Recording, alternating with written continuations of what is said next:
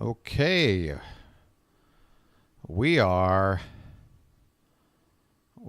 on the air. Greetings, everyone, and welcome. Greetings wherever you are, whenever you are, and welcome to live coverage of Orioles baseball, where today, this afternoon, the Baltimore Orioles will be taking on the Oakland Athletics in the final game of a 3-game series at Camden Yards. How you doing, everybody? It's your old pal Steve here, a.k.a. the BirdWatcher, a.k.a. BW or B-Dubs, whatever you want to call me. And I'm so happy you found my channel, whether you've been here for the last few weeks or just finding it today. It is a brand new channel I started in time for the 2024 Orioles season. The purpose of the channel is twofold. One, I want to document this entire Orioles season. I'm a huge Orioles fan, and I have a dream. And that dream is to watch every game all the way through October. And I decided to create a YouTube channel because I live way over on the other side of the planet, about 12 time zones away from Baltimore. And I thought to myself, there's a lot of other Oriole fans scattered around the globe. Why not create a community online for people to gather and watch the game together? I'll be here doing the play-by-play and commentary for all Orioles games. Here we go. Today, we're 17-8. So today is game number, my goodness, we're 17-9, excuse me. Again, your boy needs new glasses. We're going for win number 18 today. So this is game number 27. And, of course, tomorrow, we'll talk more about it all afternoon. A 4-game series with the Yankees is going to get underway. So let's go over the starting pitching matchups and starting lineups. And your boy's going to get the game up and running. Hello to everybody already here in chat. Card Crazed is here to help out as our mod. So is Janet. How you doing, Card? How you doing, Janet? I'll be on the lookout for our friend from yesterday's game who was a little too spoiler happy. We can't be having that go on anytime anymore. If it comes to it, I'll take care of it. As a general rule of thumb, folks, please do not spoil the action. Here's the deal. I'll be watching a game and then relaying it back to you. There's going to be a lag. There's going to be a time difference. To best experience the ball game, if you're watching along and with the volume down, have that remote in your hand, and as soon as the first out is recorded, whether it's a strikeout, a throw out at first base, or a fly ball out, whatever it might be, just pause the game as soon as that out is made, and then as soon as I call that out, unpause the game, and you'll be all synced up for the rest of the day. All right, so again, today's pitching matchups. We have for the A's, Paul Blackburn, a record of 2-1, an ERA of 2.03. Very good start to the season, a whip of under 1, 31 innings pitched already with just 22 hits and 8 walks, giving up just the 1 home run. He's going up against one of the better stories of the young season, veteran Albert Suarez, the 34-year-old, who just up until about 10 days ago had been floating around several professional leagues, 7 years out of Major League Baseball. He's come into the big club after being in the team during spring training and has made 2 very good starts. He has a 1-0 record, an ERA of nothing, and a fine whip of .79. He has struck out 9 batters in 11 1/3 innings, giving up 7 hits and a couple of walks. I'm going to go ahead and let you look at the starting lineups. They're there on your screen. In the meantime, I'm going to go ahead and get the game up and loaded so I make sure there aren't any issues before the first pitch, which should be about 5 minutes away. So it's good to have everybody here on a Sunday afternoon. For your boy, it's only about 12:30 a.m. going into a Monday morning. This is prime BirdWatcher time. No issues for your boy.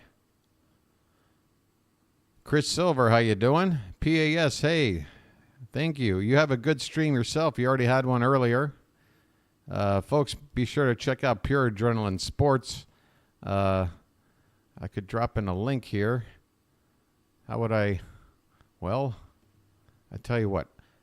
First of all, let me tell you some quick news regarding the upcoming series with the Yankees, because I'm sure this is news everybody who's Oriole fans would want to know regarding the pitching matchups. I pointed out yesterday, with Suarez being on the mound today, you're definitely going to see Dean Kramer, you're definitely going to see Grayson Rodriguez, and you're definitely going to see Corbin Burns. It's going to be Grayson, Kramer, and Burns in that order Monday through Wednesday. On Thursday, no official announcement yet. It could be Kyle Bradish. It's also the same day of rest for Cole Irvin, so the Orioles are going to have to make a decision.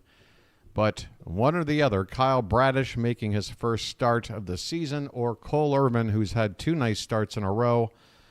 Either way, we got a big series coming up with the Yankees. Let me try to run over here real quick and drop in a link for Pure Adrenaline Sports. There's his page right there. Head on over there and come on right back after you subscribe to PAS. He covers all kinds of sports, mostly baseball, football, hockey. He does all kinds of stuff. Check him out. All right, we've got some pregame festivities going on at Camden Yards. We got Kevin Brown and Jim Palmer in the booth, and I have time to go over the starting lineups for the Oakland A's. And folks, looking at this lineup, I got to tell you, 1, 2, 3, 4, 5, 6 of the 9 batters coming in with a batting average of 207 or less. Okay? 4 of those batters hitting under 200. I mean, this is the kind of lineup, this is the kind of offense that our pitching, particularly our starting pitching, and a couple of guys in our pen who've been a little shaky. This is the kind of game we need to shut this offense down. We did a good job of it yesterday, but we need to take this series if we're going to feel good about coming out of 3 games with Oakland at home. Butler will lead off for the A's. Tyler Nevin will play third base today and hit second. J.J. Bleday will be in the 3 spot. He'll be in center field.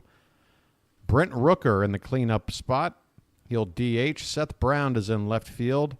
Max Schumann, is at second base. Noda is at first base batting 7th. Darrell Hernaiz, I'm going to get these names all mixed up, is at shortstop. And the catcher with Shane Langoliers on the bench today, Kyle McCann. I wonder if there's any relation to either Brian or James McCann. McCann seems to be a popular name among catchers in baseball. For the Orioles, names you know, with maybe one exception near the bottom of the order in terms of what you'd expect to see. Gunnar Henderson will lead off and play short. Adley Rutschman is the catcher. He'll bat second. Ryan O'Hearn is going to play right field today. He'll be in the 3 spot. Anthony Santander will get a day off from the field and DH. Ryan Mountcastle's at first base. He'll be batting 5th. Cedric Mullins in center field hitting 6th. Colton Cowser, he'll be in left field batting 7th. Ramon Urias is in the lineup today. Jordan Westberg getting a day off, and I think he's about due for one. Urias will play third base today and bat 8th. And finally, Jorge Mateo will play second base and bat 9th. So there are your starting lineups, your starting pitchers. We are set for Sunday afternoon baseball, the rubber game of this 3-game series with Oakland. Let's go. Folks, if you know David in France, if you remember him from chat, he popped in at the very beginning to let us know. Enjoy the game today, everyone. I won't be on chat today because I'll be at the yard. And I always say, folks, if you can't be watching the game along with me, the BirdWatcher, get your hiney on out to the ballpark if you can. Support the Orioles. Fill up the yard because this is going to be a special season. Okay, we're looking at other folks in chat like Matt And Kurt and Chris, I think I said hello already. Baxter Ray, how you doing? Ryan Lust is in the house, saying hello to everybody. Fitzy, hey Fitzy, how you doing? Janet's telling me to put my hat on already. Janet, I simply can't. I got a hot cup of coffee here.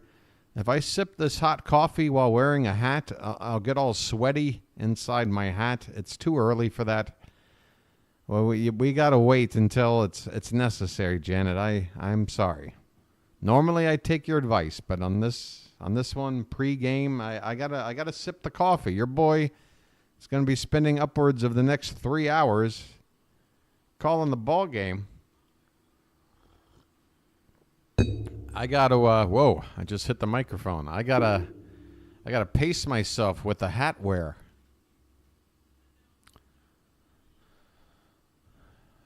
By the way, the 4 Yankees due to be on the mound in that series starting tomorrow. Let me think if Clark Schmidt, Louis Heel, Nestor Cortez Jr., and Carlos Rodon, 2 lefties and 2 righties. So a couple more lefties on tap for the Orioles. We have faced our fair share of them so far in the month of April. Albert Suarez is taking his final warm-up pitches. Your boy, the BirdWatcher, needs to stop getting tongue-tied before the game even starts.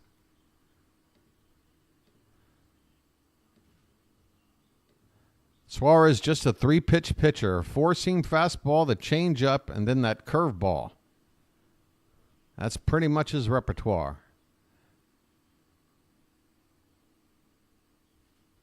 He has used it to great success so far in the early going. Let me go and hit the refresh on here because I think first pitch should be moments away. Once again, folks, there will be a delay. I will have the scoreboard here to let you keep up to date if you're just tuning in. I'm on battery. Well, that's not good. Your boy has to adjust his computer. Now his AC cord doesn't want to stay on power. Did that do it? That did not do it. So my camera is going to be a little shaky here for a minute. Okay, apparently I'm plugged in now. Okay. I have no idea how things look on camera. But we're about to get underway. Here we go. First pitch of the ball game is a swing and a miss. A 95-mile-an-hour fastball, belt high from Suarez to Butler. And we are underway. Butler coming in with an average of 203, hitting from the left side. And the next pitch is low and away for ball 1.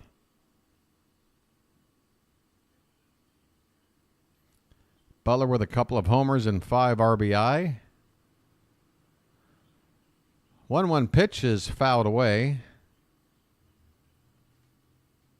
And the count 1-2. And this last start, Suarez went 5 2/3 scoreless innings, giving up 4 hits and a pair of walks, striking out 5. That was Monday at the Angels. The 1-2 pitch is swung on and fouled back. A high fastball. Butler fighting it away to stay alive. Still 1-2. Just getting started here. I'm sure the Orioles themselves are thinking about that upcoming game, or upcoming series, I should say, with the Yankees, but they got to take care of business today. This pitch is low and away for ball 2. Sometimes that can happen. You put the cart before the horse. 2-2 to Butler. Is swung on and missed. A pitch on the low outside corner of the zone. And Suarez is off to a nice start. He strikes out the leadoff man here to begin the ball game. Rico Suarez. Watching the game, but you have it synced up with me. Thank you, Ryan. I appreciate it. Best way to do it.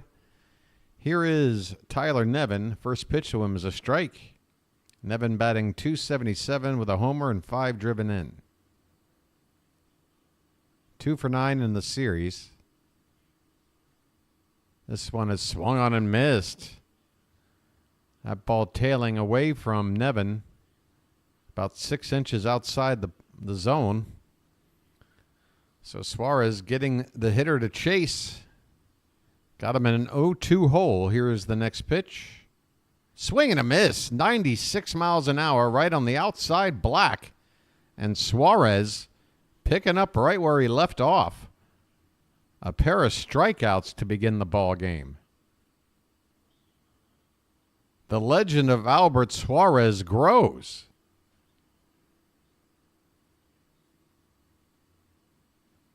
You gotta love a story like this. Here comes J.J. Bleday. First pitch to him is a little low for ball one. Bleday coming in with a .223 average, 1 homer, 5 driven in.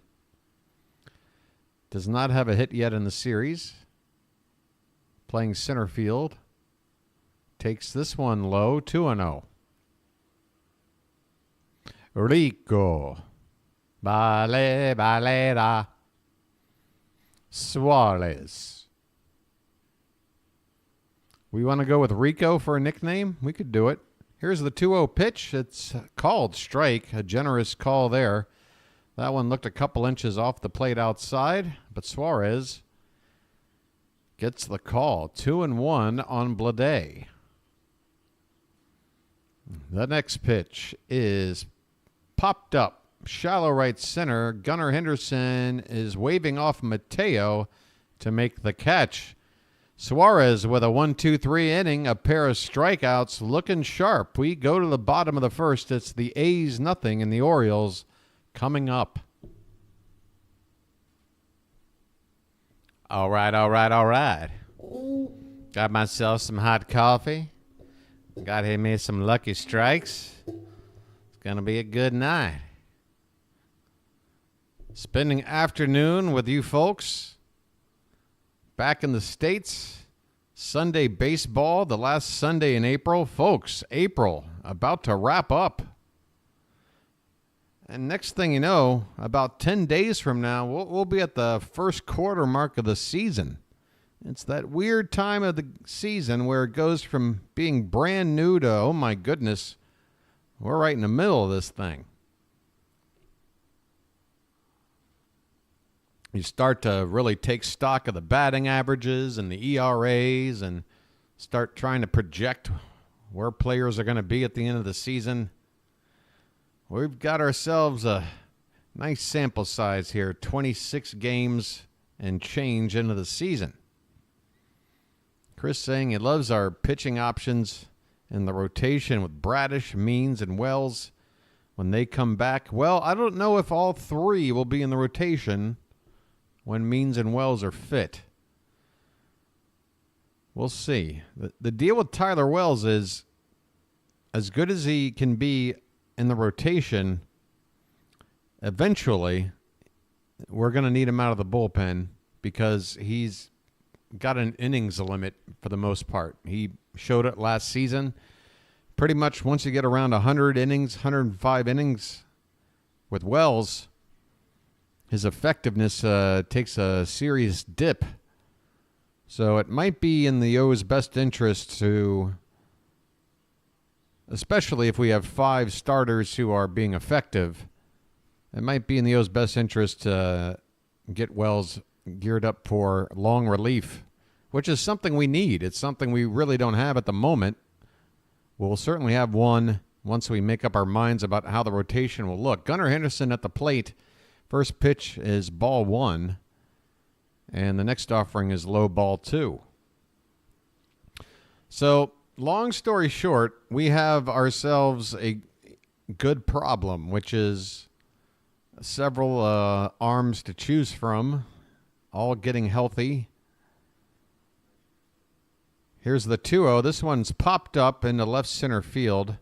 Center fielder calling off the left fielder. Bleday making the catch, and Henderson is retired. 1 away here in the bottom of the first. Again, Paul Blackburn on the mound today for Oakland. Coming in with a solid ERA. He throws a cutter, changeup, a four-seamer, a slider, a sinker, and a curveball. The cutter, his most used pitch at 20%. The curve, his least used pitch at 10%. So he really mixes all 5 pitches in. Adley Rutschman is up, and the first pitch is low for ball 1. Rutschman batting .324 with 3 homers. He hit number 3 yesterday. 16 runs batted in.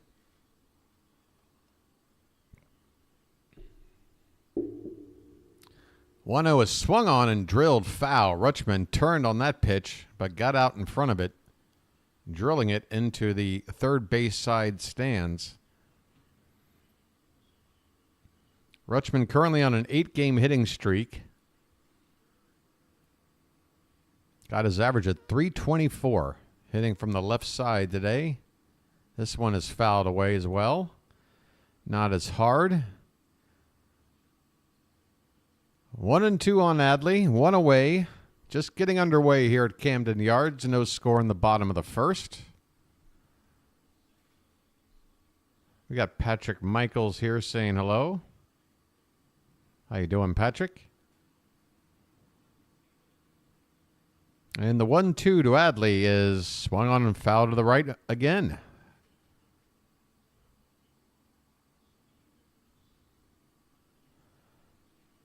Never an easy out is Adley Rutschman.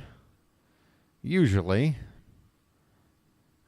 If you've got some really nasty stuff, you can get to him. But for the most part, he's going to hang in there. Well, he doesn't hang in there this time as he chases a breaking ball in the dirt. For out number 2, Rutschman strikes out. Come on, Adley. I was just paying you a compliment, and then you swing at a pitch in the dirt. Making the BirdWatcher look bad. 2 down.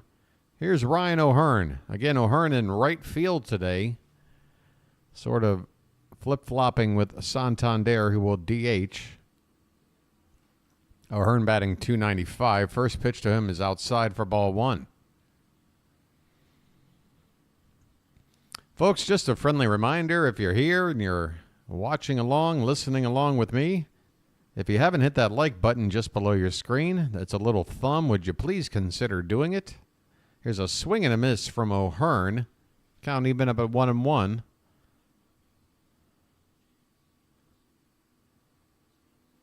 Yeah, just hitting that like button, it helps the channel in several ways. Mainly letting YouTube know to get my channel seen by more potential Oriole fans, which is what it's all about. Here's a swing and a miss by O'Hearn on a pitch upstairs, and the count 1-2. Nice crowd here today on a Sunday afternoon, considering the opponent don't really have a whole lot in the superstar department. Well done, Oriole fans, on the turnout today. This one is outside, and the count will go to, I thought it would be 3-2. It still says 2-2 on the board. We'll go with 2-2. The pitch is away, and now it's 3-2. Okay. Full count on O'Hearn. Bases empty, 2 down, bottom of the first.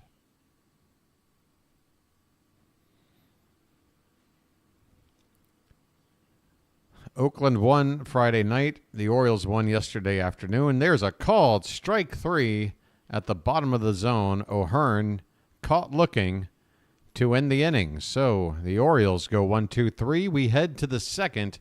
No score in Baltimore. How you guys doing, everybody? It's time to get to know your boy, the BirdWatcher.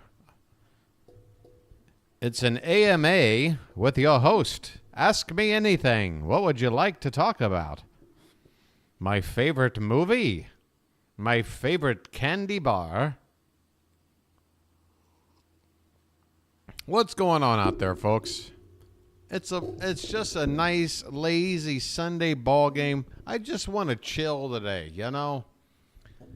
I'm probably going to get excited as the game goes on, but right now your boy's just relaxing. He's got himself a nice cup of coffee. You know, maybe you went out with a late Saturday night. Maybe you're a little hungover yourself. You know, you're just chilling on your couch on a Sunday afternoon. Just relaxing. Trying to get to know everybody. Favorite comedian all time. Gee, I've got like two different ones because they're two way different styles of comedian. If we're talking about a comedian that makes you think and laugh at the same time, Bill Hicks. If you're talking about a comedian that just kills you with one punchline after the next, Mitch Hedberg. And there you go. And I will throw a, what do you call it? A honorary mention to Bill Burr. Bill Burr is hilarious, funniest current comedian in the business, and has been for quite some time. There you know. Got a favorite player?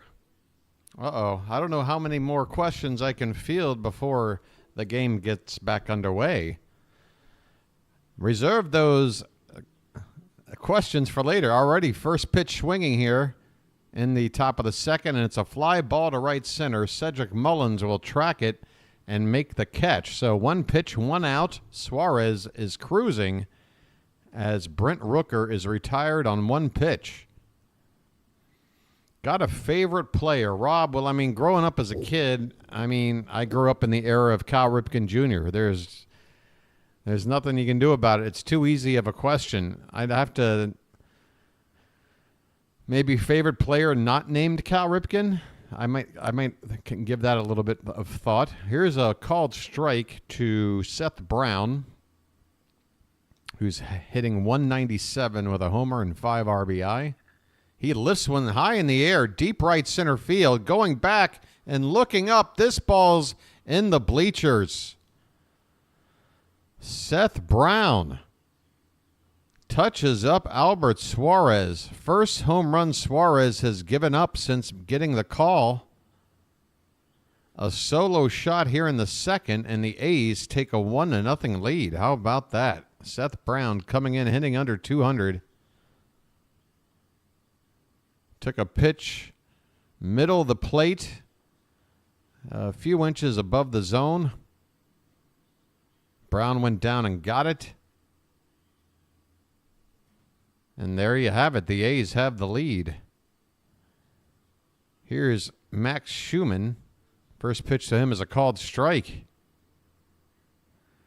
I'll have to think about those other questions later. Your boy's trying to process how we're losing all of a sudden. Here's a swing and a miss. And the count is now 0-2 on Max Schumann, who's hitting just 118. A home run, which accounts for his only RBI. This one's off the plate. Schumann wouldn't chase, and the count 1-2. Favorite player not named Cal Ripken Jr. How about favorite player that's not an Oriole? I feel like the first 25 guys I'd name would be an Oriole. Here's one lifted, and it's going to drop into center field for a base hit. Max Schumann is on with a single, and I tell you what, let's just leave the Q&A on the side burner until this inning is over because I don't want any more trouble here. A one-out single for Max Schumann.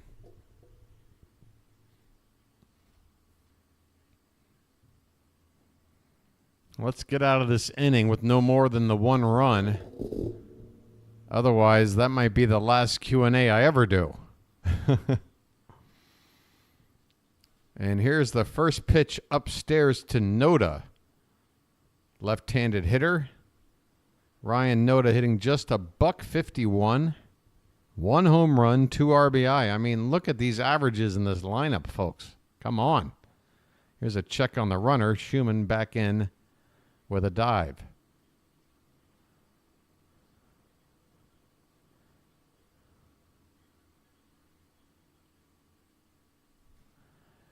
Let's hope so, Randy. And let's be on our best behavior today when it comes to not typing in the actual call of the game into chat, right? We're going to have fun today. Unfortunately, we're down a run already here in the top of the second.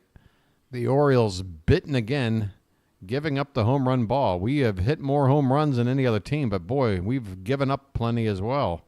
This pitch is upstairs And that'll even up the count 2-2 on Noda.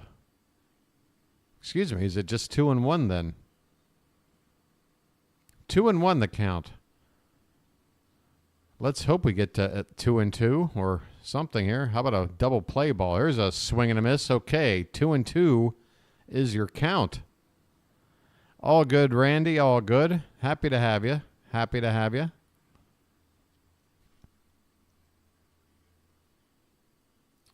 Noda's good at long at bats. He's 10th in the league in pitches per at bat seen. So he works counts. Still, while impressive that may be, a 151 average at the end of the day, not too good. Here's another check on the runner. That's the second check on Schumann in this at bat. So Suarez, unless he's very sure he can pick the runner off, he's going to have to go ahead and go home. Here comes the pitch, and it's fouled back. Still 2-2 on Noda. 1 out, 1 on, and a run in here in the top of the second for Oakland. We got Josh checking in. How you doing there, Josh? Hey there, Matt. Matt is in the house. The 2-2 is swung on and fouled back again. Again, Noda extending at bats is his specialty. He's seen 6 pitches already, all of them four-seam fastballs from Suarez. He's got a 2-2 count. Here comes the next pitch, and it's inside. Noda has worked the count full. Oh, boy. Suddenly, the heat from that coffee is making your boys sweat.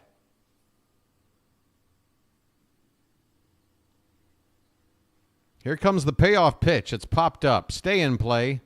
Third baseman is having a look over near the stands, but it's going to get back about 7 rows out of play. And the at-bat continues. Suarez now on 28 pitches with 1 out here in the second. And we are getting into a little bit of trouble here. If we don't get things cleared up, a double play ball would be very nice.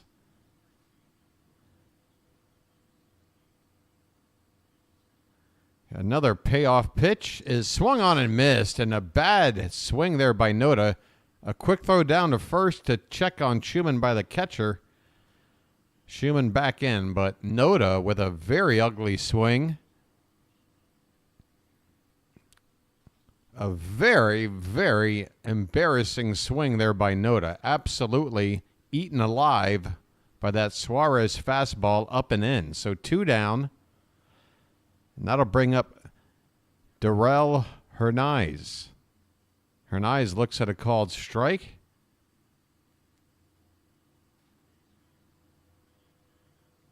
Janet's telling me the hat. Janet, I just wiped away an entire forehead worth of sweat from my brow. I can't put the hat on quite yet. This pitch is in there for a strike. Janet, do you want me to lose my hair before I turn 50? It's already barely hanging in there. 0-2 the count on Hernaiz.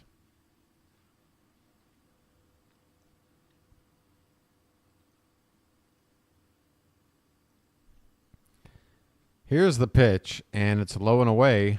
1 ball and 2 strikes.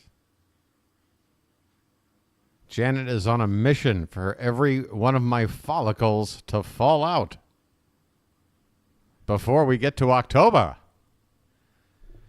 Here's the 1-2. First another check on Max Schumann. Back in there. I guess Schumann's a very active base runner. They're treating him like he's Vince Coleman in his prime.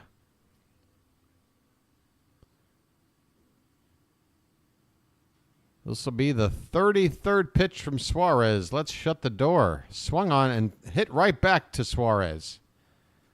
A comebacker to the pitcher to end the inning. So Suarez threw a lot of pitchers and gave up a solo home run. The A's are on the board first. We go to the bottom of the second. It's Oakland 1, the Orioles nothing. You want the win, you can get me a toupee. First of all, Janet, toupees are very expensive. Do you want me to wear some sort of discount toupee? I don't want to wear some sort of raccoon on my head. I tell you what, let your boy enjoy the rest of his coffee. He probably will want to lucky with it. Once he's had his lucky with his coffee and a chance to cool down, he'll put on his hat. Sound good? All right. We are going to the bottom of the second. Middle of the order due up for the Birds, Santander, Mountcastle, and Mullins. Good luck today was the game today. Is that a riddle? Well, I am hoping for good luck today. Yeah, let's get some runs. Shave that shite. All right. Now we're picking on the beard. I'm too lazy to shave every day. Are you kidding me? What's the point? It's just hair. Are you talking about my head? That way I can wear the hat. All-time favorite 80s movie. I mean, I have my favorite movie from the 80s, but it's not really an 80s movie. Do you mean like a movie that sort of encapsulates the essence of the 80s? Or just any movie that's your favorite from the 80s? All right, Anthony Santander at the plate. It's tater time, and there's a called strike to Santander on the outside edge. Let's see if I can pop a tater quickly into the chat. Come on, Tony. We need a tater. There's a swing and a miss. 0-2 on Santander. Uh-oh, what happened? There we go.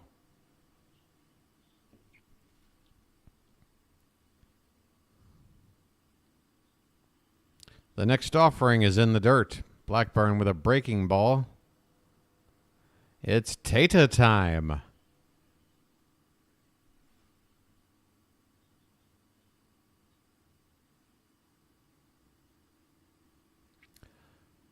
One and two on Santander. He's batting .224 at the moment. Here's the pitch. That's upstairs. 2-2.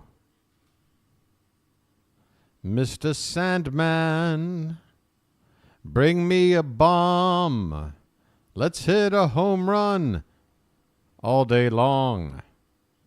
Hit one to Utah Street. Oh, this one is lined hard down the right field corner. Foul. Still 2-2 on Anthony Santander. Like Major League, Aliens, Predator. I gotcha. The classics. Yeah, because really my number one movie from 1980s is David Lynch's Blue Velvet, if you're familiar with that film. But 80s, like essence of the 80s movie, let me think about it for a hot minute. This one is outside for ball 3. 3-2 the count on Santander. Nobody out. Nobody on. Bottom of the second. I might have to think about a John Hughes movie because, I was a kid in the 80s. You know what movie I might pick? And this is probably going to get me a whole lot of flack, but it's a movie I probably watched about 500 times. This one's hit hard on the ground, foul, down the right field line. And actually, I heard that they're going to be remaking this movie pretty soon. It might already be in production. But based on the board game, I believe 1985's Clue. Well, that's right. Your boy likes a comedy murder mystery. Santander fouls this one back, and the count stays full. Folks, if you pepper me with questions for the entire game, what will we talk about? There's still 130-something games to go. We got to space these questions out. Here's the payoff pitch, and it's taken low and in. Or did it cut? Yeah, okay. Umpire didn't. Okay. It was weird. The catcher threw down to third like it was a strike 3. But, yeah, Santander draws the leadoff walk. Favorite native Thai food dish. I love a good curry. The Thai Penang. I go Penang Moo or Penang Gai. Moo is pork. Gai is chicken. There's a called strike to Ryan Mountcastle now at the plate. Santander at first. Nobody out. Bottom of the second. Mountie hitting .299. 3 homers and 12 runs batted in. Speaking of curry, here's one low and away. 1 ball and 1 strike to Mountie. Mountie went deep yesterday. If you recall, Adley and Mountcastle going back-to-back on consecutive pitches. The 1-1 pitch is swung on and missed. Mountcastle chasing the breaking ball in the dirt. And the count now 1-2. Yeah, you got Tim Curry, you got Madeline Kahn, you got Christopher Lloyd, you got Michael McKeon, you got Martin Mull, you got, what's her face? Eileen Brennan. This one is low and away. 2-2 on Ryan Mountcastle, but Tim Curry clearly carries the movie.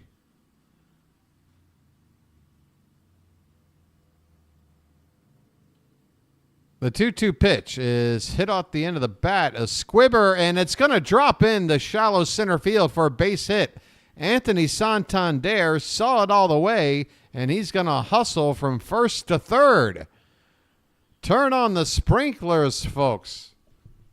Or at least turn on the faucet.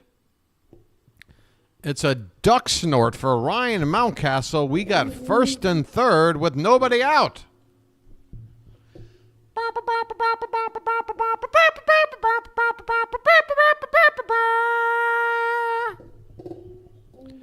Now batting, center fielder, Cedric Mullins. Mullins batting .233 at the moment. First and third, nobody out. And the pitch, swung on and missed. That curveball, Mullins wound up. Came up empty. Santander at third. Mountcastle at first. The Orioles down a run. The next pitch is upstairs. 1-1 on Cedric Mullins. Cedric the Entertainer.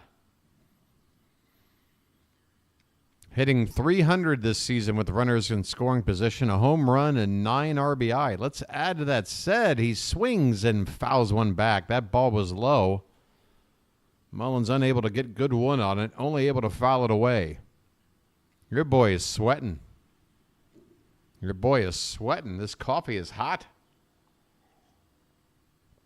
Your coffee's hot. Let's hope the Orioles' bats are as well. First and third. Here's the 1-2. And this is grounded on the right side. This should get a run in. They go to second for 1, and that's all they'll get. Cedric Mullins with an RBI ground out. And the Orioles have tied the game. There you go. Back to square one. Now let's start to build on it. RBI for Mullins. 1-1 ball game here in the bottom of the second. Only one away. Mullins now at first, so we got speed. And coming at the plate now. Come on, folks. Fill up the chat.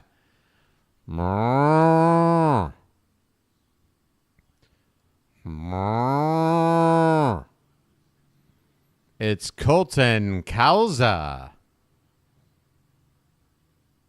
1 out, runner at first. The pitch is up and away. There goes Mullins. That pitch was safe as the call. My goodness. That pitch was up and away. It was virtually a pitch out. And it was a strike thrown by McCann down to second base. And the call is safe. I got to tell you, folks, on first glance, I thought Mullins was out. And the A's think so as well, and they're going to, wow, if Mullins somehow got in there, let's see, here's the close-up, and wow, it does look like we're going to at least have a tie or a situation where there isn't enough evidence to overturn the call. In fact, they will not officially challenge. It's the 6th stolen base of the season for Cedric Mullins in scoring position now. And there's a swing and a miss by Cowser. Come on, one row of cows in chat. Do you want me to get the milkman out? Is that it? Do you people need to see the milkman? To feel the milkman? There's the milkman. He's at the plate. Go ahead and run at second. The pitch. Swing and a miss. He swung over a pitch that dipped below the zone, and the count now 1-2. Cowser currently hitting .313. He was hitting up at northwards of 350 or above during that crazy stretch he went on. He has gone cold of late. Let's see what he can do here. 1-2 the count.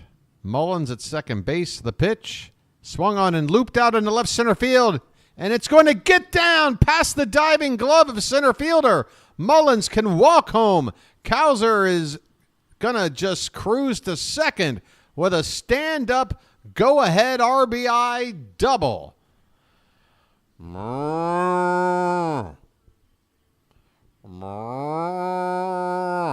The Orioles take the lead 2-1.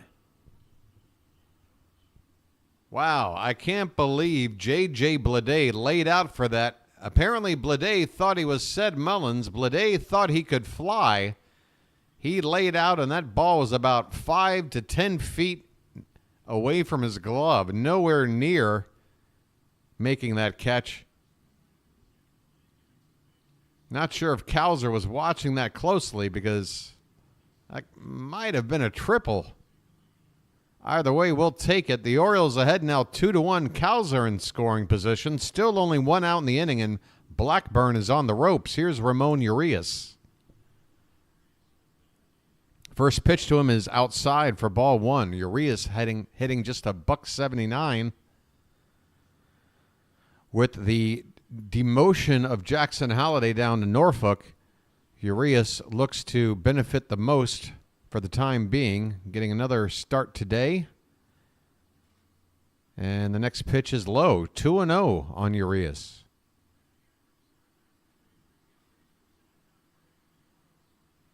Bro is not Mullins.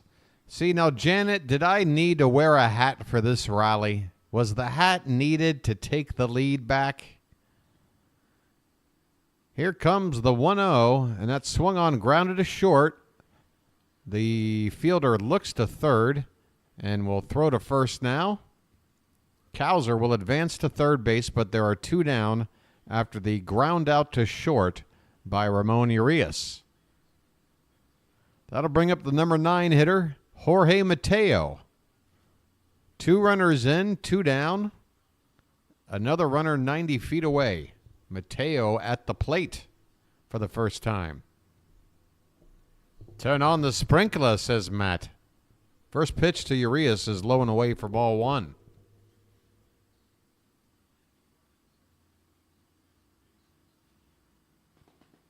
Oh, you know what? I don't have my live chat on. It only says top chat. Folks, I've been missing people chatting, and I feel terrible.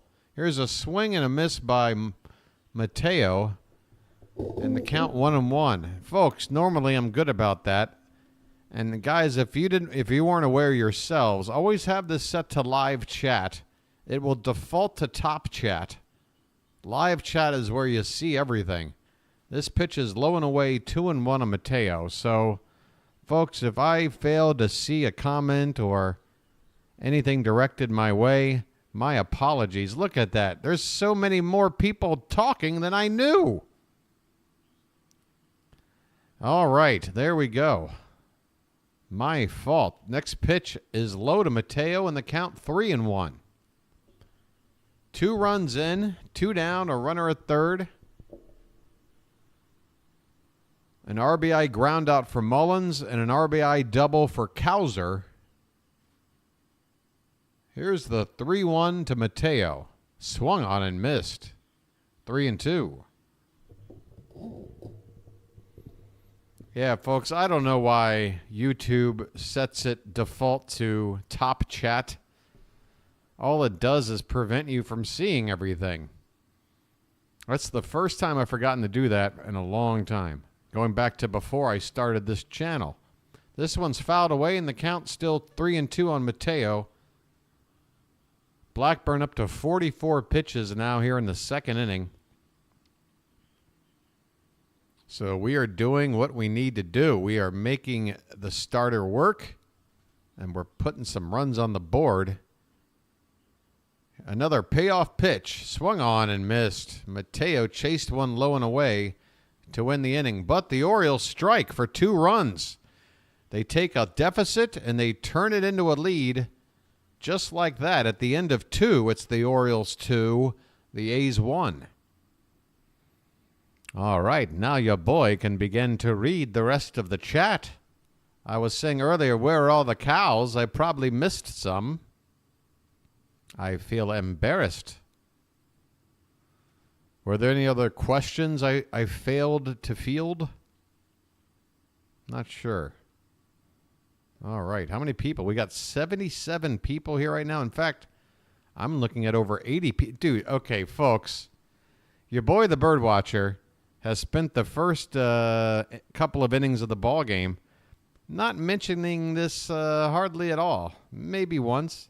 We need to get the like count up, folks. It's a daily habit. Just get into it. I mean, I know right now that there's 16 people participating in the Charm City chat that have not hit the old like button. I know it seems trivial. I got to do it every day, BW? Every day? Yeah, you do. You kind of do. It's just simple little tap of the thumb. It's just below your screen. And folks, I can't tell you how much when you all pull in together to tap that thumb, how much it helps the channel. Think about it, please. Thank you. All right. Top of the third. There's Card Crazed getting the word out. That's right, Randy. Hey there, Foxy. Welcome to the game. You got here just in time for the Orioles to take the lead after falling behind 1-0. Albert Suarez giving up a solo homer in the second inning. He's out here to begin the top of the third. And it'll be McCann, the backup catcher, left-handed hitter, at the plate. He looks at a called strike 1. It'll be McCann and back to the top of the order. Here's a swing and a miss. 0-2 on Kyle McCann, hitting .250. 1 home run and 3 RBI. Again, limited action as the backup catcher. And the 0-2 pitch is upstairs. 1 ball and 2 strikes.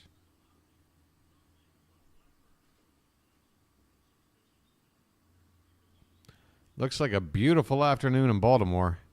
I'm sure my friend David in France is enjoying the game there. Here's a swing and a miss. Down goes McCann. Suarez with the strikeout at the top of the zone. He lives and breathes with that fastball.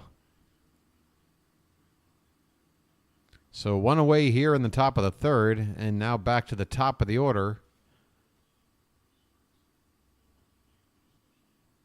It'll be Butler now at the plate. First pitch is low for ball 1. Butler 0 for 1. And I'm sleeping on his first name. Is it Lewis? Wow, he's wearing the crazy orange shades at the plate. Man, they look crazy. There's a swing and a miss. I mean, when I see him in the field, that's one thing. To see him worn while batting looks like I'm watching a Daft Punk video from the early 2000s. Here's the 1-1 pitch. It's upstairs. 2-1 the count on Butler. I think his first name is Lewis. I know it begins with an L. Apologies to A's fans out there. The 2-1 pitch is a little bit inside, 3-1.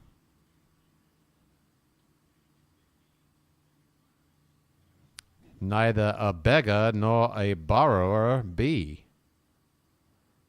That is a tongue twister. Here's the pitch. Swung and fouled back, and the count runs full on Butler, 3-2.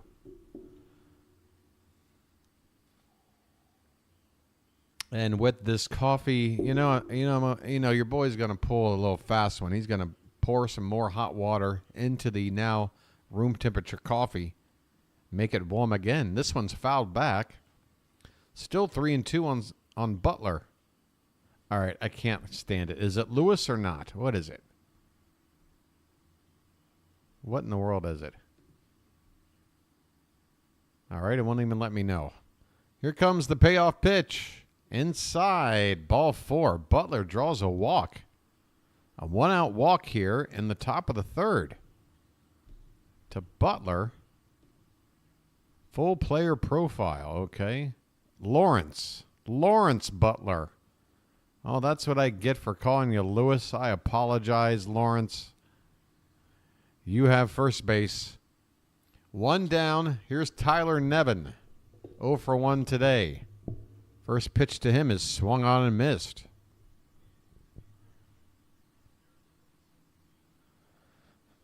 Oakland with 1 in the top of the 2nd. The Orioles respond with 2 in the bottom of the 2nd. Still early here in the 3rd. Speed on the first base. Suarez pitch is fouled back. 0-2 on Nevin.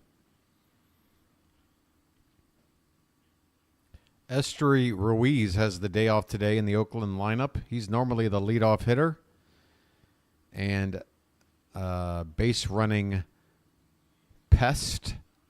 But Butler can run as well. 0-2 pitch to Nevin is upstairs. 1 ball and 2 strikes. Who's excited?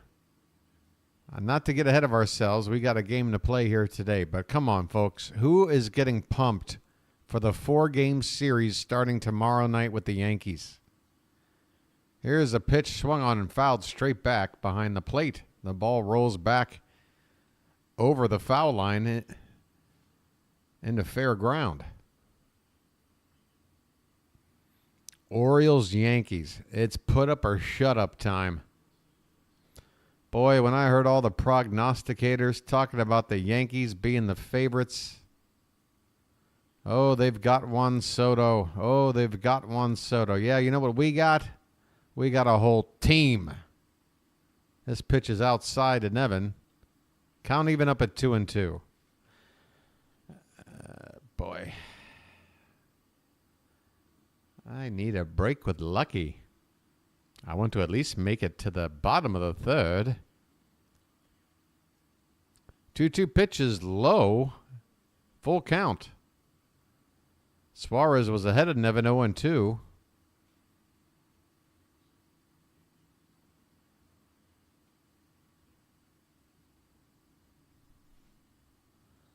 Full count, runner at first. 1 away here in the top of the 3rd. The pitch.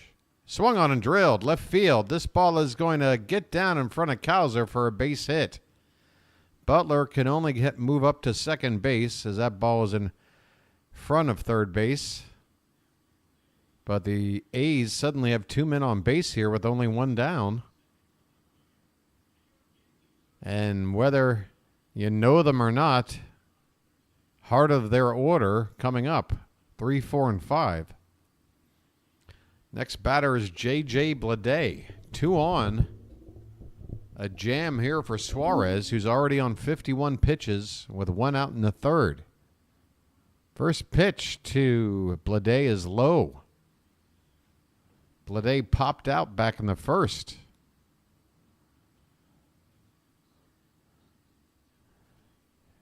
Just remember, it's Oakland. Let's not overthink this. The 1-0 pitch is on the outside edge for a called strike.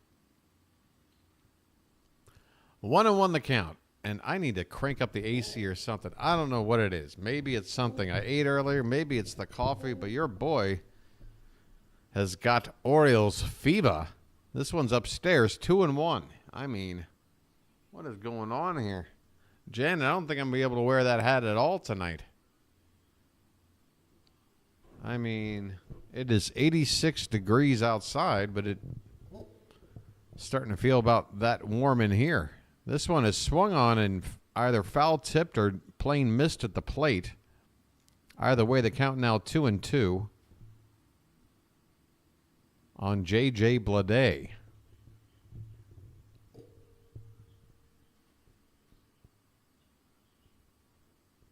What's going on, base? We got a tough inning here. We're in the middle of it. The 2-2 is way upstairs, 3-2. Nowhere near. Bleday sits and watches that one. Sail past his head.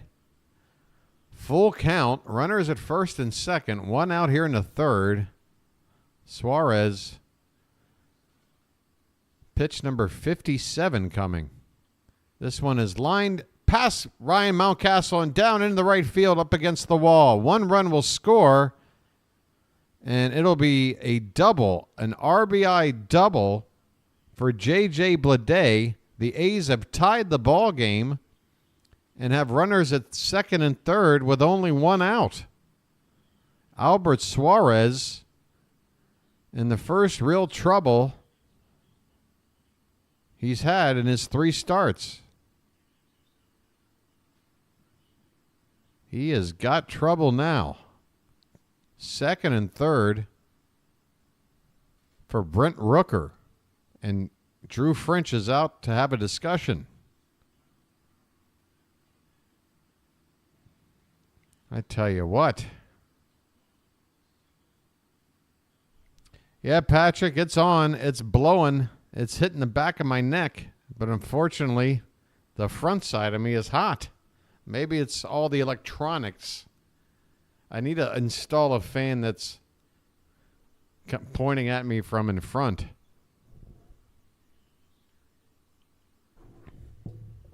That thing on the wall. It conditions the air, don't you know? Second and third for Rooker. Meeting on the mound over. What do we do here? You got a base open, but the guy on deck already has a home run. First pitch is lifted into the air. This one is going to find a spot in front of Mullins. It drops perfectly in, and it's going to score 2 runs. That ball was not hit hard by any means, but Brent Rooker fists one into center field for a 2-run single, and he'll take second base on the throw. My goodness. The A's now lead 4-2. Well, now we start to ask more questions when we look at our rotation. And this is something that Narniak brought up yesterday. As good as Albert Suarez has been in his first 2 starts, if he does get rocked today, they may look at Suarez as a guy they want to move as into a long relief role. Keep Cole Irvin in the rotation with how he's pitching. And then you got a spot for Bradish. Here's Seth Brown, who's already homered today. He fouls this one back. The count even up on Brown, 1-1. 4-2 A's. Suarez roughed up here in the last 2 innings. He still only has 1 out here in the third. 3 runs in. The pitch is up and in. 2-1. I mean, hate to say it, folks. He's over 60 pitches now. He doesn't seem to have it today, and I don't want to sit here and just say, well, we'll let him go 80 pitches and then pull him. I say get a guy up right now. This is an important game. I don't want to lose a series to the A's. Here's a swing and a miss. 2-2 the count on Seth Brown. Rooker at second base after driving in 2 runs to give the A's this 4-2 lead. Here comes the 2-2. Swing and a miss. So Suarez gets a strikeout. Brown goes down swinging. Max Schumann up for the second time today. 2 out, runner at second, and the A's with 3 runs in. They took a 1-0 lead in the second. The Orioles responded to take a 2-1 lead. And now the A's fight back and have doubled us up 4-2. So if everything goes according to this pattern, in the bottom of the third, we should take the lead 8-4. That's going to be my prediction. We're going to take the lead back and double the score again, back 8-4. This one's lifted into right field, and that should get him out of the inning. It is caught out there by O'Hearn. Inning is over. Suarez rocked for 3 runs. A double block by Blade, a 2-run single by Rooker. Oakland take the lead back. We go to the bottom of the third. The A's 4, the Orioles 2. Boo! Boo, boo, boo. What a terrible inning that was. I don't like calling an inning like that. Your boy, the BirdWatcher, might need to take a break with Lucky to help him get over the stress of a stressful inning. Having a stressful day? Reach for a Lucky. They're toasted. 4 out of 5 doctors prefer Lucky Strike. Your boy will be back momentarily.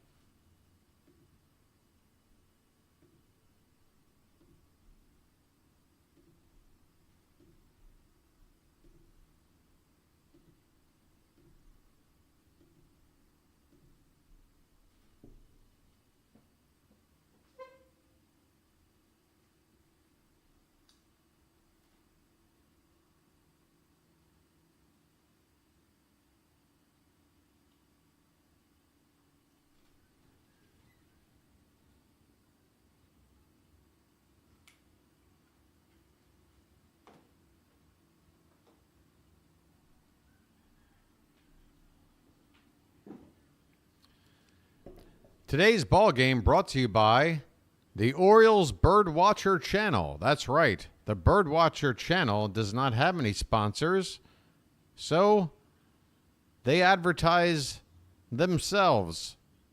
Themselves being me, the BirdWatcher. Think about subscribing to the BirdWatcher channel today. It's a growing community. It's a season-long journey. You're going to want to be a part of it. Subscribe. Hit that button below. Okay, bottom of the third we go. Gunnar Henderson, top of the order at the plate. We're down 2 runs. We need to start scoring. And after 1 pitch for a strike, the next one is fouled away. 0-2 on Gunnar Henderson, leading off the bottom of the third. Card, thank you. Don't forget to say it again if after like 5 minutes or so, after about 10 minutes, let's say, if I haven't done it. This one's in the dirt, 1-2.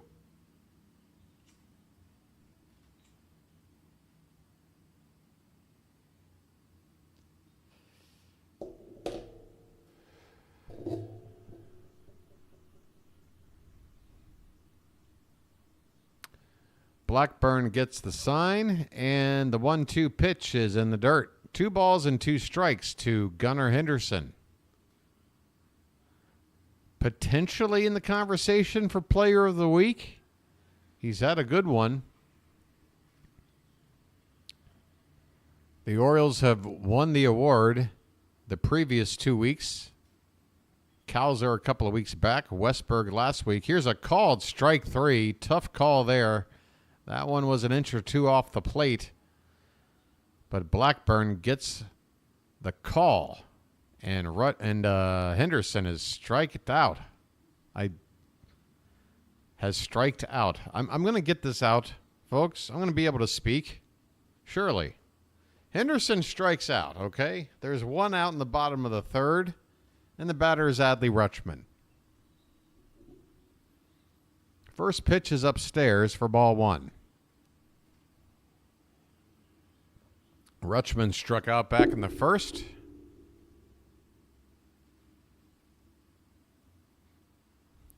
Infield playing him to pull.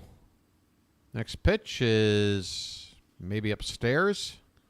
We got the reverse camera view of that one. 2-0 the count.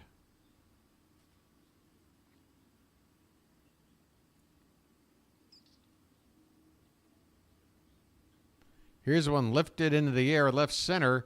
Hit hard off the bat. Going back is Bleday. This ball's going to go!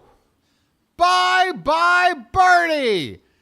Adley Rutschman responds with his second homer in as many days. This one just clears the wall into the bullpen in left center, and the Orioles get a run back. It's now Oakland 4, Baltimore 3. Attaboy, Adley. Attaboy. Take a drink from the hose, why don't you? We might have ourselves a high-scoring affair today, folks. We need runs. Let's keep it going. Ryan O'Hearn at the plate. First pitch is swung on and grounded foul, first base side.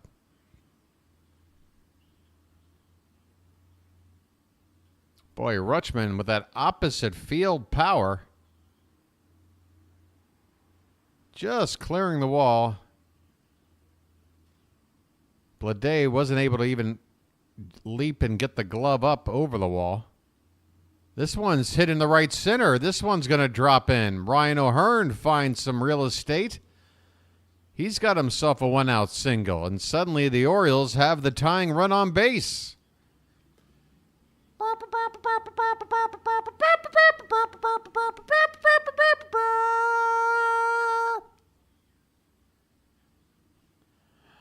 It ain't over till it's over. Anthony Santander is up next. First pitch to him is swung on and missed. Changeup.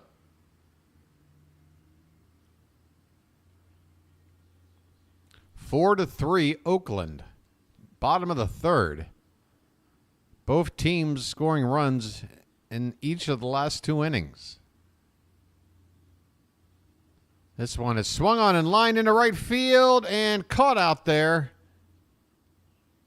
by Butler. Santander trying to find the gap, but Butler able to chase it down for out number 2.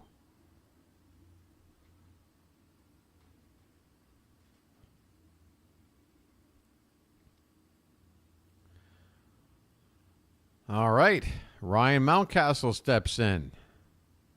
Come on, Mountie. He is a single already today. Average currently at 307. Here's a check on the runner. And back in is O'Hearn. Not much of a threat to steal.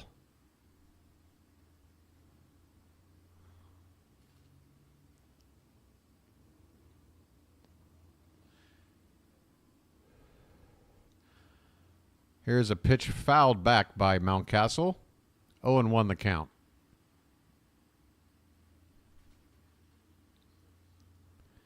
Blackburn will be throwing his 60th pitch next, and we're still in the third inning, so he's on pace to get to 100 pitches after 5 innings of work, if he can get through 5 innings of work. This one's low and away. Nice stop there by McCann. That could have moved the tying run into scoring position. 1-1 the count now. 2 down. O'Hearn at first. A run in on the Adley Rutschman solo homer. Mountcastle at the plate. And here's the pitch. It's low. 2-1.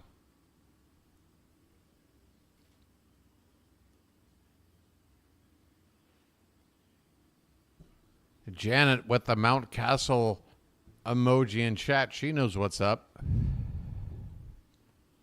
The 2-1 pitch. This one swung on and drilled. Deep center field.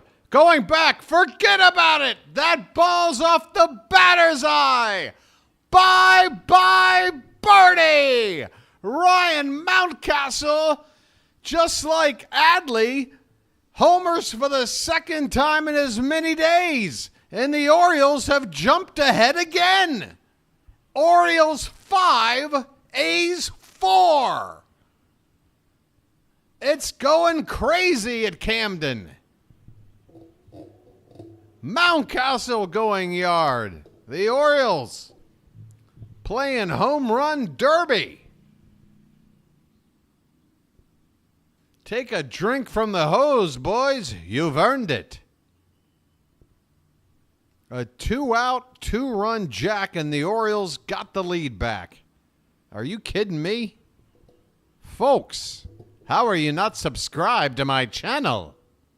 I can't believe it. Cedric Mullins at the plate. He's got a 1-0 count, and the next pitch is grounded up the middle, but the shortstop is positioned right behind the bag. He fields it, makes the play. Mullins is retired to win the inning, but the Orioles, after giving up 3 runs in the top half of the third, score 3 right back. We go to the fourth. It's the Orioles 5, the A's 4. What the heck is going on here?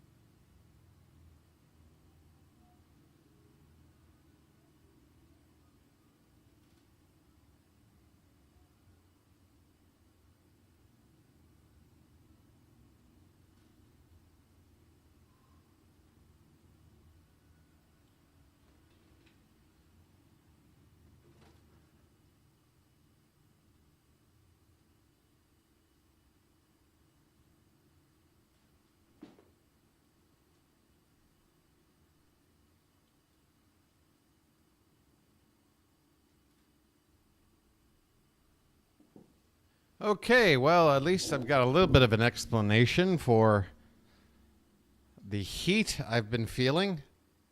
Without realizing it, I left my sliding glass door right behind me wide open. So whatever air that this machine above my head has been producing has probably been just flying out the door. And yeah. Well, let me go ahead and get myself back on screen. Speaking of remembering to do things, your boy the BirdWatcher has a memory problem. He remembers baseball stats, but he can't remember to close doors or bring himself on screen. Okay, bottom or top of the fourth, we go. First pitch is swung on and missed. A healthy hack right there from Noda. He struck out back in the second. Yep, I figured I'd just cool down all of Thailand. Why not? I'll enjoy my $800 electric bill. Here's a called strike 2. Suarez needs a quick inning real bad. The Orioles gave him the lead back. He's facing the 7, 8, and 9 hitters in this inning. He's got to have a fast inning here. 0-2 the count on Noda.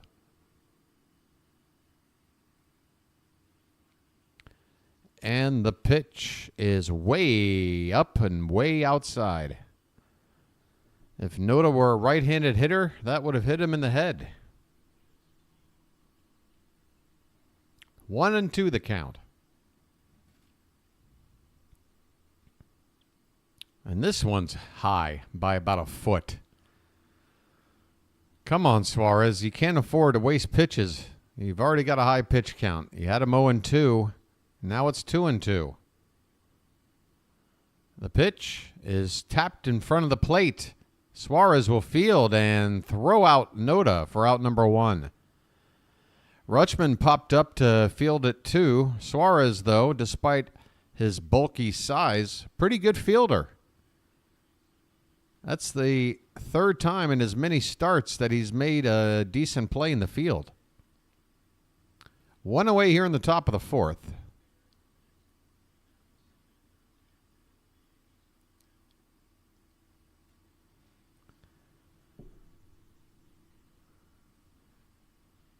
And the next pitcher is Darrell Hernaiz, who's 0 for 1. First pitch is a strike. Next offering is hit in the right field. And coming on to make the catch is O'Hearn. So a quick out there. Much appreciated. 2 down here in the fourth.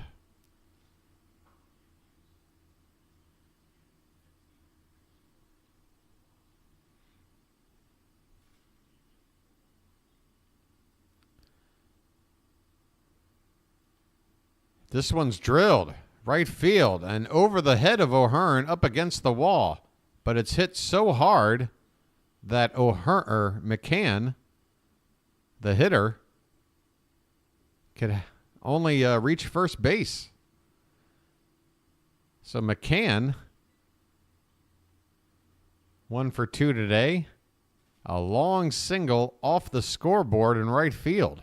A 2-out single back to the top of the order for Lawrence Butler. First pitch to him is swung on and missed.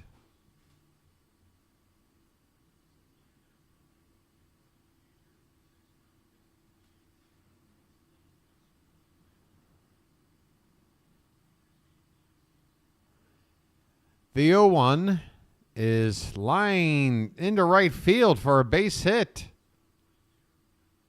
McCann, not too fleet of foot, will have to stop at second base. 2 on for the A's. Suarez back in a jam. I'd hate to cough up the lead again. Come on. We did it once already. Here's Tyler Nevin. 2 on and 2 out. Suarez up to 75 pitches. First one to Nevin is a called strike. Good location there. Belt high right on the inside corner.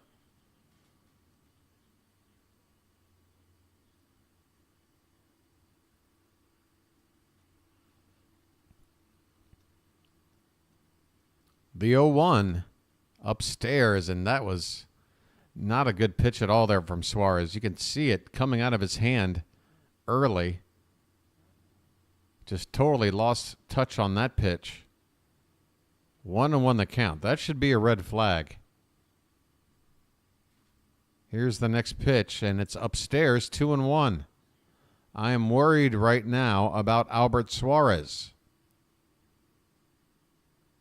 I would like to not cough up this lead. 2-1. The pitch swung on and missed, or actually it might be a foul tip. As again, that pitch was shown to me from the reverse camera behind the plate. So I'm blocked by the umpire, the catcher, and everything else. There is action in the Oriole bullpen. Dylan Tate is up. Good. We need somebody ready to come in here. 2-2 on Nevin. 2 down, 2 on. In the top of the fourth, the pitch is low for ball 3. So Suarez has taken it to the limit here. J.J. Bleday is on deck. He's already got an RBI double today. The payoff pitch swung on and fouled off to the left. That ball had a lot of the plate. Nevin only able to foul it away. But we are flirting with danger here. Albert Suarez looking for one more good pitch to get us out of this inning. This one's grounded and foul down the left field line. My goodness. Nevin just a foot or two away from extra bases. And potentially clearing the bases. Full count.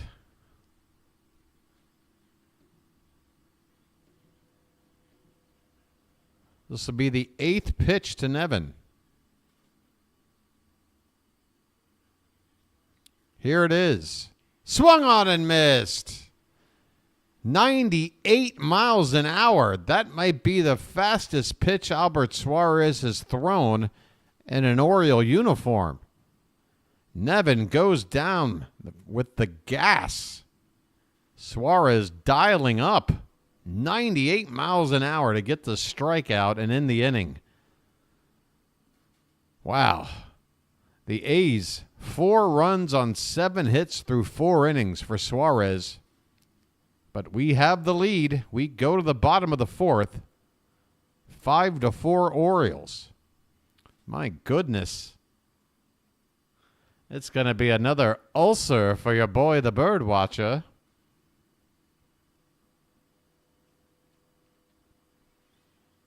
I mean, every game we play, it's a knockdown, drag-out war. And we got the Yankees tomorrow. Hey, let's check some out-of-town scores, shall we? Cleveland is up over the Braves. What a matchup that is. 2 of the better records in baseball. 1-0 Guardians in the top of the 5th. The Blue Jays ahead of the Dodgers, 3-0, heading into the bottom of the 5th. 3-1 Tigers over the Royals, also in the bottom of the 5th. Cardinals ahead of the Mets, 1-0, also bottom of the 5th. The Marlins ahead of the Nats, 7-0 in the 4th. Yankees with a 1-0 lead over the Brewers in the bottom of the 3rd. The Rays with a 1-0 lead over the hapless White Sox. That's in the 4th. Bottom of the 1st, the Rangers have jumped out to a 4-0 lead on the Reds. And coming up later, you got the Astros and Rockies, Pirates and Giants, Twins and Angels, Diamondbacks and Mariners, Phillies and Padres, and finally, later on tonight, the Cubbies and the Red Sox. All caught up on the out-of-town scores. And we are underway, bottom of the 4th. First pitch swinging by Causa. Folks, let's get some cows in the chat. 0-1 on Causa. RBI double back in the 2nd. The Orioles with a 5-4 lead in the bottom of the 4th. Next pitch is swung on and lifted in the air to left center. Relatively deep, but a few feet in front of the track. Blade makes the catch. Causa retired on a fly ball to center. There's a drama alert.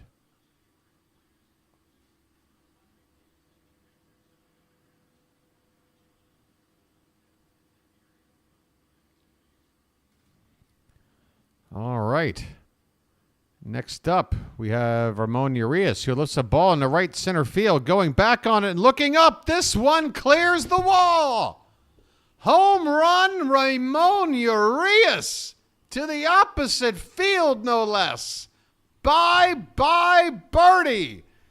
The home runs keep on coming. It's the first of the season for Urias. Where'd that come from? An opposite field shot. And the Orioles are ahead now 6-4. Folks, I hate to break the news to you, but Ramon Urias has one more home run than Jackson Holiday. Here's a pitch up and in. Hey, look out, Jorge Mateo. That's not... Is Blackburn feeling a little bit undone? That's the 4th home run Blackburn's given up today, and then the first pitch to Mateo was way up and in. Let's keep things under control, Mr. Blackburn. Next pitch is swung on and missed. 1-1 the count. The Orioles, for the 9th time already this season, with at least 3 home runs in the ballgame. The next closest team is the Red Sox with 6. Mateo with a line drive in the right center field for a base hit. Keep the line a-moving. Turn on the faucets. Mateo with a single. That's the 7th hit of the ball game. The Orioles now level with the A's on hits, and they lead where it counts, 6-4 in the run department. And with a 2-run lead, Mateo, I would expect, is hungry to steal a bag. The A's finally activity in the bullpen. Henderson at the plate now. First pitch to him is upstairs for ball 1. Gunnar 0 for 2 today. 6-4 Orioles in the bottom of the 4th. Check on Mateo. He can get back to the bag safely without leaving his feet.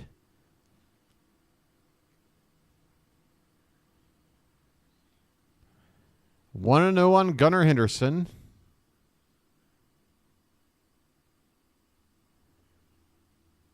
And another check. This one's closer as Mateo dives back in.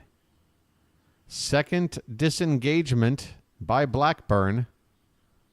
Mateo 4 for 4 in steal attempts so far this season.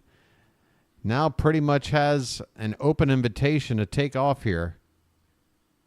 A 1-0 count, and there he fakes a throw, or he fakes running, and actually Blackburn with a pitch out.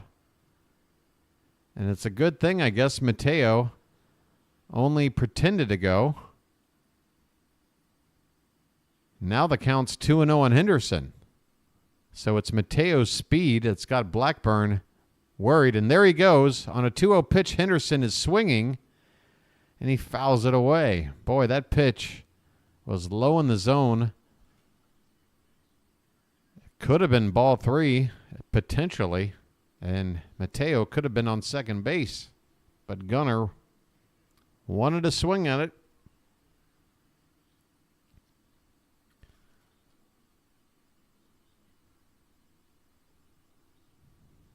Speed at first. Pop at the plate. A 2-1 count. Blackburn holding as long as he can. Here's the pitch. Mateo stays put. This one's grounded to second. And they go to second for 1. Back to first. Not in time. Gunnar hit into what is for most people a routine double play. But his speed able to beat out the return throw from second.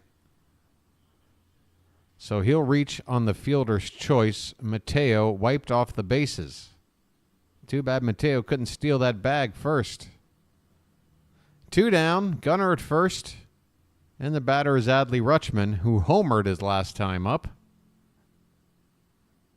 4 home runs for the Orioles off of Blackburn here, and we're only in the 4th inning.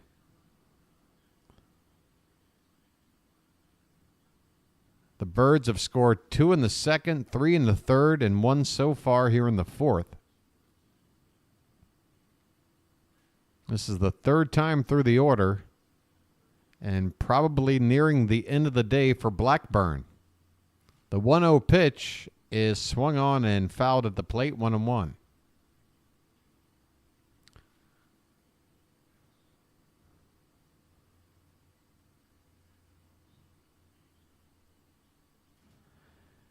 It's just one of those ball games where I suppose with all the scoring, both managers are going to try to get the most they can out of their starters. Blackburn on 76 pitches. He's still good for another 10 to 15. They might bring him out for the 5th if he can get out of this inning without any more damage. There's a called strike. 1-2 on Adley Rutschman. I'll be perfectly happy if they bring Blackburn out for another inning. Are you kidding me? We've hit 4 home runs off the guy. Let's make it 5. What's the record for most home runs given up by a single pitcher in a game? This one's in the dirt. 2-2 on Rutschman. Keegan Aiken is up now for the Orioles in the bullpen. Dylan Tate was up earlier. We'll see whether or not Suarez comes out for the 5th. I know, Matt, right? Nobody's complaining from Oriole camp. leave him in there. Pretty much half of our lineup has taken him deep. We're in the 4th inning. Urias has got a opposite field shot off of the guy. Here's the pitch. That one swung on and missed. A pitch in the dirt. McCann does well to pick it and tag the batter to complete the out. So Rutschman goes down swinging, but the Orioles add another run. Another home run from the unlikeliest of sources when you look at today's lineup. Ramon Urias gets a drink from the homer hose. At the end of 4, it's the Orioles 6, the A's 4. Whew. We are only 4 innings into this. My God, this game feels like it's been on forever. Forever.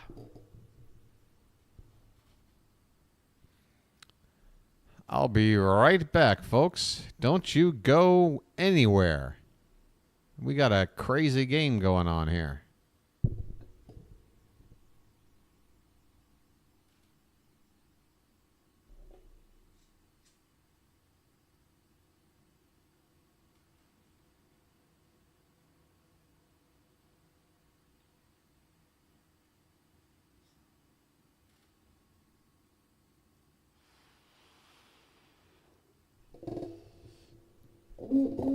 Folks, your boy the BirdWatcher is hoping on his very first check of the day on the sub count that he sees a nice little uptick in people. 1. I've gotten approximately 1 sub today. Folks, okay, your boy's going to pull out his whammy card, okay? I'm pulling out the get out of jail free card. Folks, if you're listening to the sound of my voice, if you're not subscribed to the BirdWatcher channel already, hook your boy up, why don't you? There's no obligation, there's no commitment, and no salesman will visit your home. You won't get any junk mail, and yeah. How about a sub? Anybody?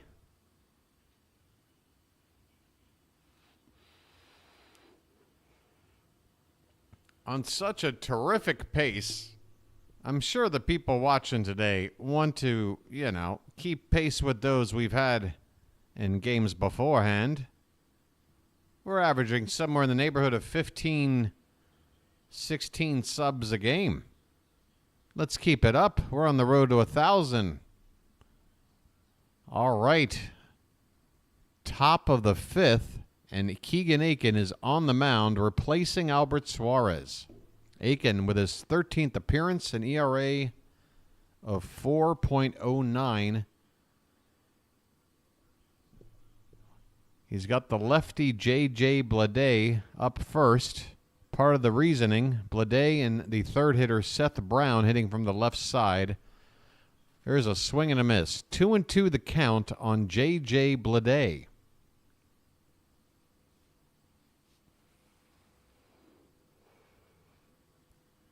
6-4 Orioles in the top of the 5th.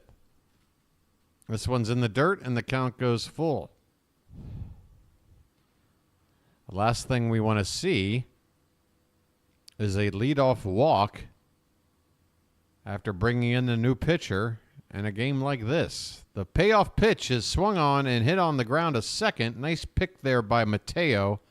He throws to first in time. 1 away here in the top of the 5th. Bleday retired. That'll bring up Brent Rooker. Rooker 1 for 2. A 2-run single back in the 3rd. I know, Narniak, you are not only hallucinating, you are in another dimension, because not only did Ramon Urias hit a home run, he hit it to the opposite field. And it wasn't like hugging the flag court pole. It was opposite field, right center. Rooker looks at a first pitch strike, and the next one's in the dirt. So the count even up at 1-1. 1 out, nobody on in the top of the 5th.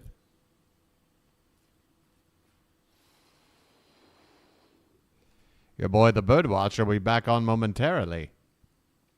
Next pitch is a called strike at the bottom of the zone, 1-2.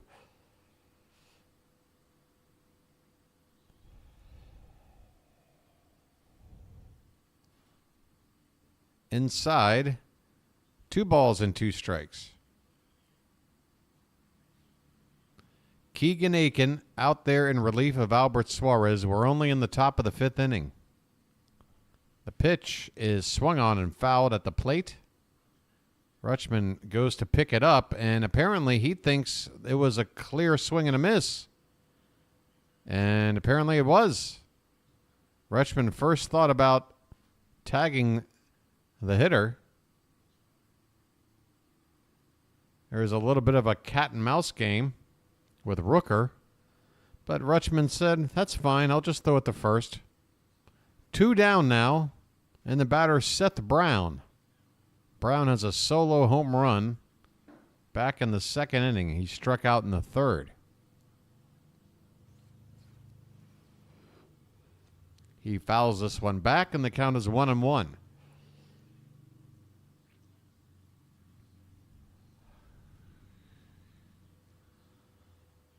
Speaking of gotta eat, your boy the BirdWatcher does have a banana for a snack. There's a called strike. Was that a called strike? 1-2 on a pitch that looked pretty low to me. 1-2 the count on Brown. The pitch almost caught that. Oh, well, according to the strike zone, he caught the edge. But Aiken does not get the called strike 3. Instead, the count 2-2 on Brown. Next pitch is swung on and fouled at the plate.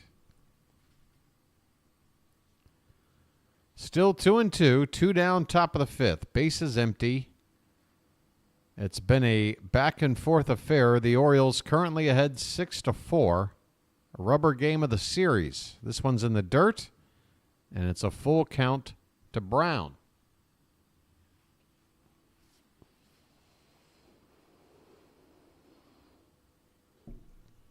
Max Schumann on deck. The payoff pitch lifted in the air, high out there into shallow center field. Henderson makes the catch, and the inning is over. Aiken gets a scoreless inning of work. We are halfway through this one. It's the Orioles 6, the A's 4. And your boy will rejoin you down here in the corner. How's everybody doing? Now I need a cold beverage. I think water is my only option.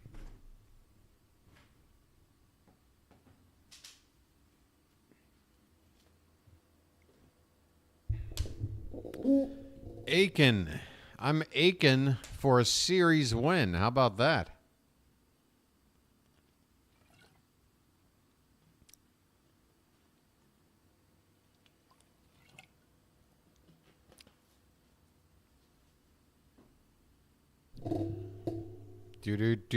Do. Yeah, folks, I don't know what to tell you. I mean, your boy, the BirdWatcher, isn't going to drive the point home too hard, but I gotta tell you, this is not a normal day. I expect the pace to sort of, fizzle gradually, but to go down to 1 new sub today. 1? Well, I hope I keep the ones I have. How about that? I'll just keep my fingers crossed a few more will decide to sign up today. I say sign up. You just click a button. It's really easy. That's all you got to do.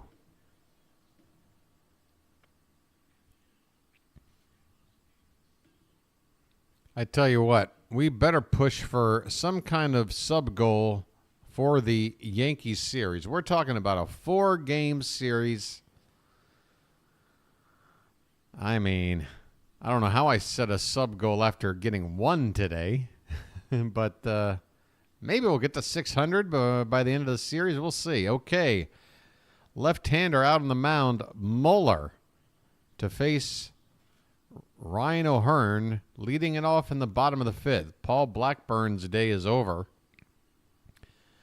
After a strike one, this one's inside. Kyle Muller, 7th appearance of the season, a 2.60 ERA.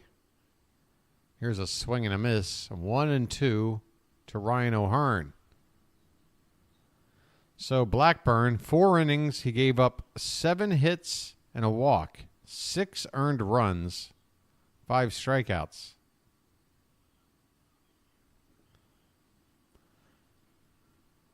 The 1-2 is swung on and lifted in the air to left. Can of corn out there. And there's one down here in the bottom of the fifth.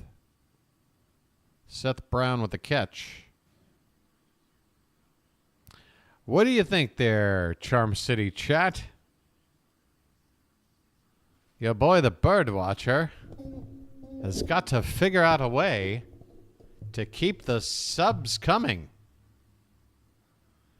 100 subs, 5, 6, 7 years? Oh, for 100? That's a long time. Here's a called strike to Santander. Bottom outer part of the zone there from Muller. Tony 0 for 1 so far today. He also reached via the walk back in the second. 1 ball and 1 strike. 1 out, nobody on. This one's up and away. 2-1.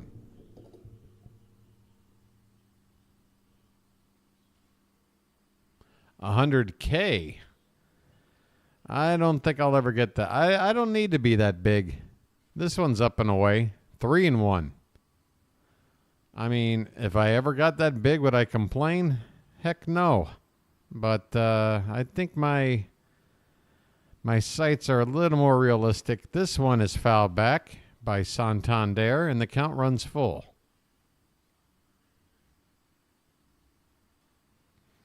Exactly. How about 1 new sub for every homer today? Would that be too much to ask? We've got 4 home runs today. I'll take 4 subs. How about that? I mean, talk about a fair trade. 1 sub per homer. Another foul ball by Santander. The count remains 3-2. 1 out, nobody on in the bottom of the fifth. Ryan Mountcastle, who's homered today, is on deck. The payoff pitch is swung on and missed. Santander chased one low, and he goes down swinging. 2 away here in the bottom of the fifth. The BirdWatcher needs your support. I tell you what, for those that want to see the channel grow, if we start to see a big decline in subs, it's going to take a community effort. Spread the word about the bird. Haven't you heard? 0-1 the count on Mountcastle. Next pitch is a called strike. Tough call there. The catcher had to reach for it a little bit off the outside. Still got the call. 0-2 on Mountie. The pitch. Reached for, and that one's hit down the right field corner.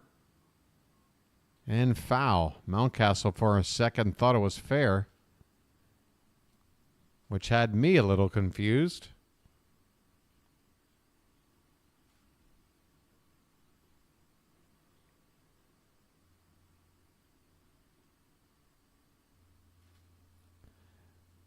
The next pitch swung on and again fouled away.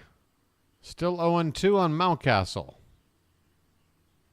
Orioles 6, A's 4.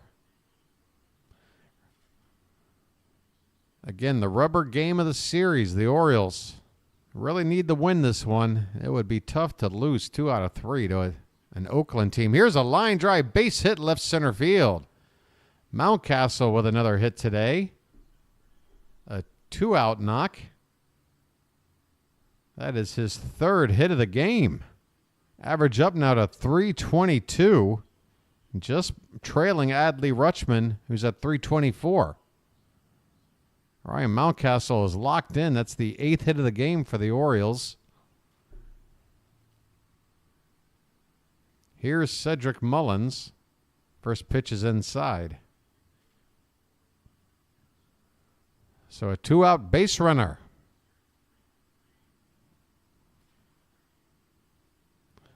1-0 on Mullins. The pitch is taken for a called strike.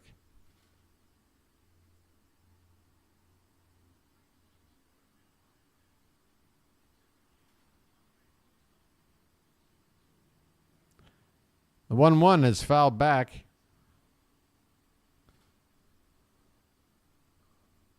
One and two the count.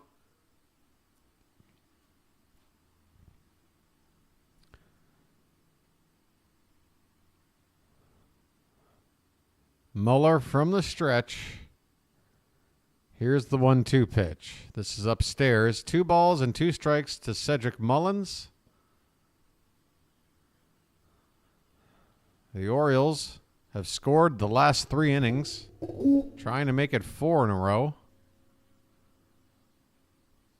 Here's the 2-2, and this is low for ball 3. So that'll allow Mountcastle, well, forget about it. Forget about allowing him to take off with a full count. Mountcastle, on that 2-2 pitch, stole second base without a throw. So give Ryan Mountcastle a stolen base. Here's the payoff pitch. This one's grounded up the middle. The shortstop on the second base side of the bag makes the play. Mullins grounds out to end the inning. Mountcastle sneaks in a stolen base. Have yourself a day, Ryan Mountcastle. We are through 5 innings here at Camden Yards, going to the 6th. It's the Orioles 6, the A's 4. I mean, Ryan Mountcastle, boy, if you got him on your fantasy team today, he's got you a combo meal, home run and steal with 3 hits, and we're only halfway through the ball game. My goodness. He's going to have a couple of more at-bats, probably. 6, 7, and 8 due up for Oakland. Keegan Aiken was on the mound. We'll see if he's out there to start the top of the 6th. As we start counting the outs, trying to lock down this series-clinching win. Okay, can we go back to Ask Me Anything? Because I'm not feeling the buzz in the chat this afternoon. Is your boy the BirdWatcher not giving you the entertainment you seek? The entertainment you crave? Let's hear a little chatter. Some chirping in the Charm City chat. Do I need to name another 80s movie besides Clue that I'm a big fan of? I'll think about it. I'll think of another good 80s movie.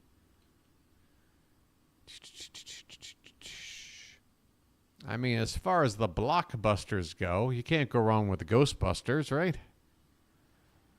You got your comedy, you got a little bit of action, some special effects, you know, big blockbuster, but at the end of the day, it's just a fun comedy. Hey, there's a subscription. Thank you, that book doc on writing, editing, critique, and tips. The book doc on writing, editing, critique, and tips. That is a mouthful, but it's worth it. Thank you. Thank you very much. Okay, top of the 6th we go. Max Schumann at the plate. And after strike 1, he fouls away the next pitch. 0-2 on Schumann, leading it off here in the top of the 6th. The Orioles ahead 6-4. Thank you, Matt. Thank you. Aiken still out on the mound, by the way. The 0-2 pitch is outside. 1-2.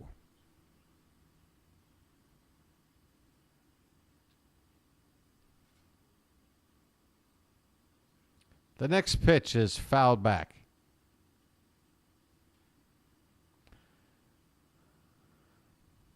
All right. Book doc. Book doc. I think that's the best shorthand I can do. 108 wins. That's, hey, if we win 2 out of 3, that's where we'll be. I'm with you. I feel like we're the kind of team that can average 2 out of 3 every series. If we hold on to this lead, we'll be right on pace. This one's fouled away by Schumann in the count, 2 balls and 2 strikes to the second baseman, who's leading off the top of the 6th. Man, what a gorgeous day at Camden Yards. I got to tell you, that ballpark is a treasure. Here's a swing and a miss on a ball in the dirt. Rutschman will have to throw to first to complete the strikeout, and he does. Aiken gets the strikeout. 1 away in the top of the 6th.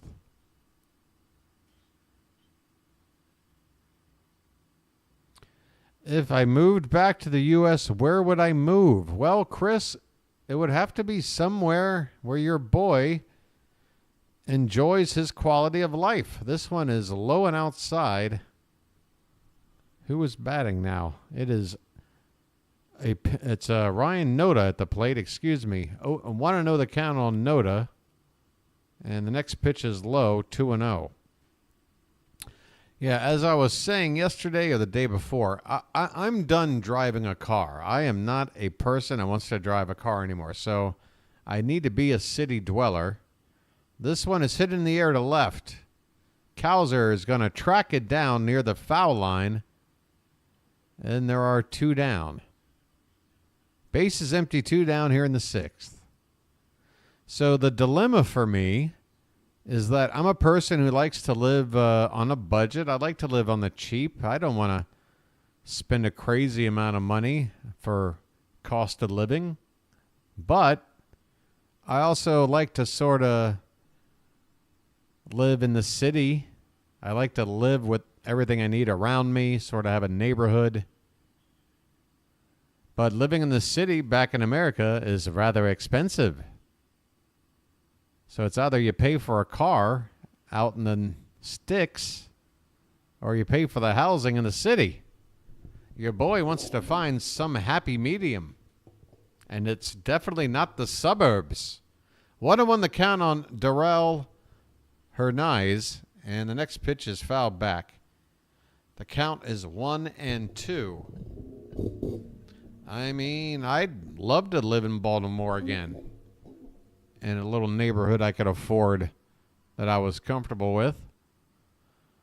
But it ain't easy. This one's hit on the ground to second. That'll be a routine play for Mateo. And that'll end the inning. Aiken with 2 scoreless innings of work. Finally putting a plug on the Oakland offense. We go to the bottom of the 6th. It's the Orioles 6, the A's 4.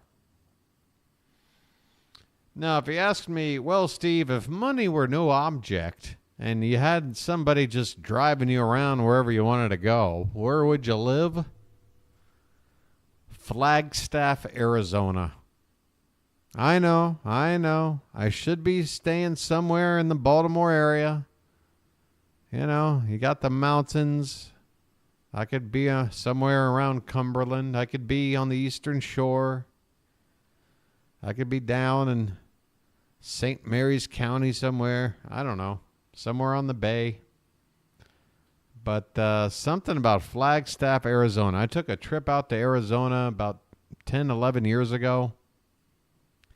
And my 3-4 days I spent in Flagstaff, man, I just love that town. Small town. Beautiful. Absolutely beautiful. And the air is just, you want to talk about fresh air.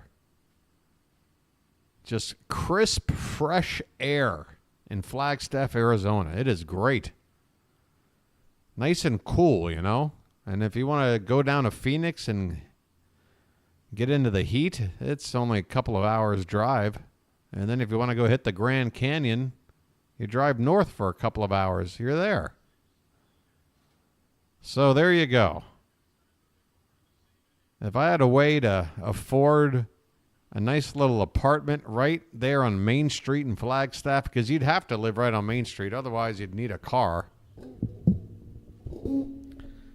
That would be your boy's dream location. Hey, there's the owner. Mr. Rubenstein's in the crowd. Good to see him there. Okay, we are on the bottom of the sixth. Muller still on the mound for Oakland. And we've got the cow at the plate. 0-1 the count on Cowser. Cowser has an RBI double. Flied out his last time up. Takes a called strike. And it's 0-2. Aaron feels the same way about Glenn Burney.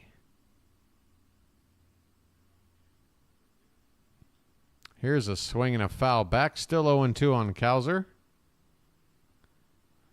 Leading it off here in the bottom of the sixth. Oh, there's a nice shot. Boy, I tell you, with every game, there are more and more people dressed up like cows at the ballpark. You got to love it. Even on the road. We saw some out in Los Angeles. Danny Coulomb, another lefty reliever for the Orioles, is getting loose in the pen. Here's the 1-2 to Cowser, up and in. Look out. Colton has to spin out of the way.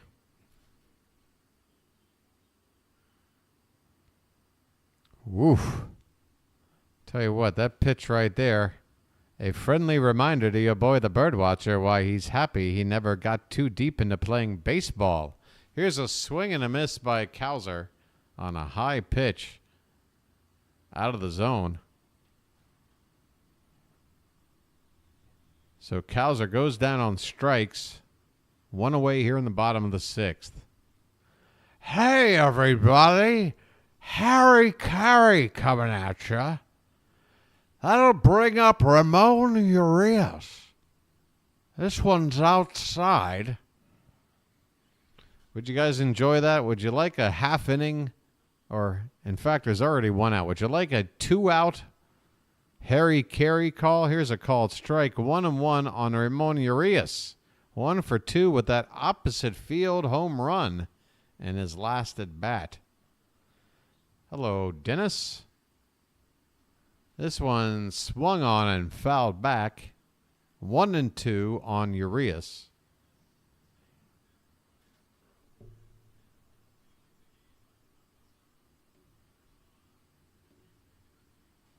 And it's probably nearing that time of the ball game where my stream is just going to cut out by itself.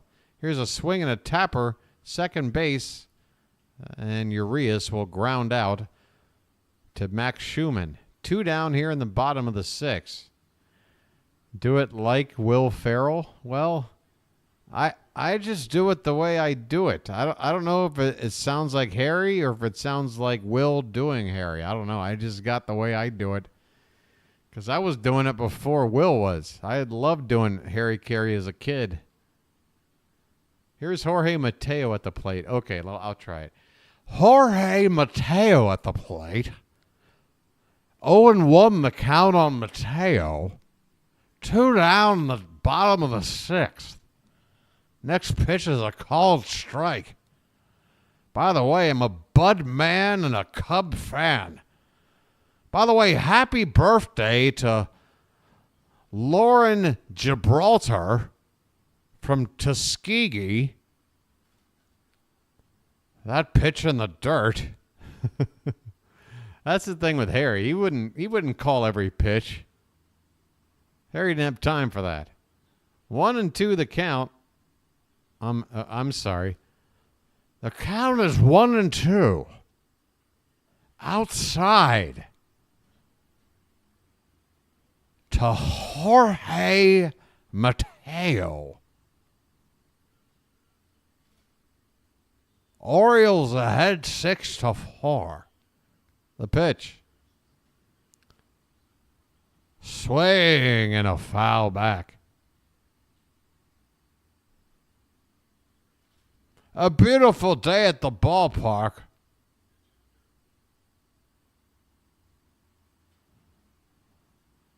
The 2-2 fouled away.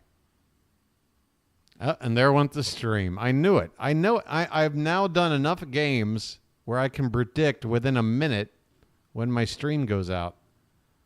We got a 2-2 count on Mateo. Forgive me dropping the Harry Carey impression for a sec while I get the game back up. Hey, everybody. Hang in there. Wow, I've switched broadcasts. Okay, 2-2, and here's the pitch to Mateo. It's outside. We got a full count on Mateo. 2 down, bases empty. The Orioles ahead 6-4. Gunnar Henderson on deck. That one's high, and Mateo draws the walk. A 2-out free pass to Mateo. That'll bring up Gunnar Henderson. Hey, everybody. If the moon were made out of barbecue ribs, would you eat it? I know I would. 6-4 Orioles. Swung on and popped up. The shortstop calls off the third baseman to make the catch, and the inning is over. The Orioles go down 1-2-3. We go to the 7th. Orioles 6, A's 4. Cubs win. Cubs win. All right. Did that earn me a frickin' sub? You bet your bottom dollar it did. My goodness. Imagine me having to do that for 3 hours straight. Do you guys, can I please keep the lymph nodes in my throat? I would prefer to keep them. I think they serve a purpose. I'd like to not lose them. Less than 40 games into the season. Hey, everybody. What do you think about hitting that subscribe button and helping out your boy, the BirdWatcher, hit 570 subs? It's just 2 more people. Hey, everybody. If Boog's Barbecue was on the moon, would you eat it? I know I would. This is your boy, the BirdWatcher, scraping the bottom of the barrel for likes and subs. I have 10 more than yesterday. Actually, I think I came into the stream today at 565. I always check right before I go on the air to see where I'm at. Hey, everybody. If you want me to stop doing this awful impression, just get me to 570. All right, I'll leave it alone. I'll leave it alone. Leave it alone, Steve. Leave it alone. We've got a game to call. We go to the top of the 7th. Late innings, folks. The Orioles with a 2-run lead.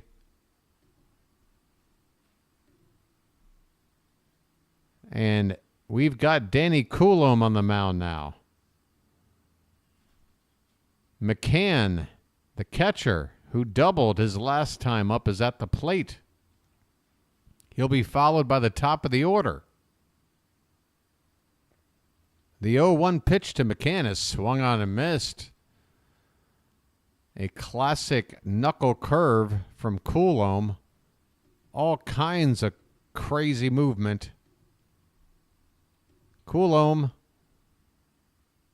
making his 13th appearance at 2.79 ERA, a whip of just .62. What is this popping up on my screen down here? Let's not have any weirdness.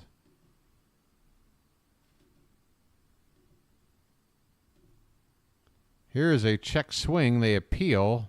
No swing on the sweeper from Coulombe. Count even up at 2 balls and 2 strikes on the leadoff man, McCann.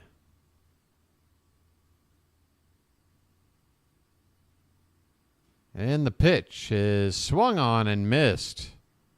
Coulomb with the strikeout. One away here in the 7th. And now what happened to my stream? What's going on here? Hey, everybody. Somebody's messing with my stream.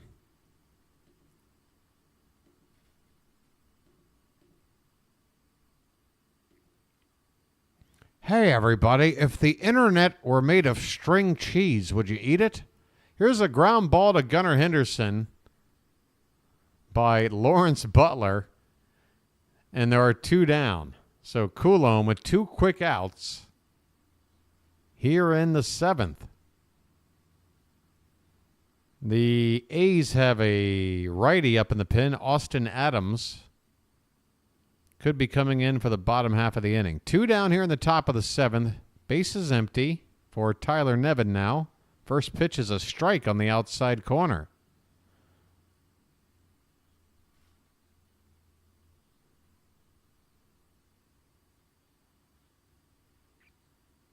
Next pitch is a check swing, and he went around. Home plate umpire doesn't need any help on that. So Nevin has looked completely out of his element here against Coulomb. An 0-2 count. The next pitch is swung on and lifted in the air. Deep left field toward Baltimore. That ball is gone. Just like that. Boy, it's the same thing Lawrence Butler did earlier in this series. The first 2 pitches from Coulomb, Tyler Nevin could not look more lost. And then he just laid the bat head down on that next breaking ball and absolutely jackhammered it over the high wall in left field. The A's have gotten a run back. It's now 6-5. My goodness. I mean, it's amazing how from one pitch to the next, Danny Coulomb can have you looking completely baffled. Next thing you know, that's the problem. And this, some people are asking, why isn't Coulomb a closer? Why isn't he a closer? Well, he's not.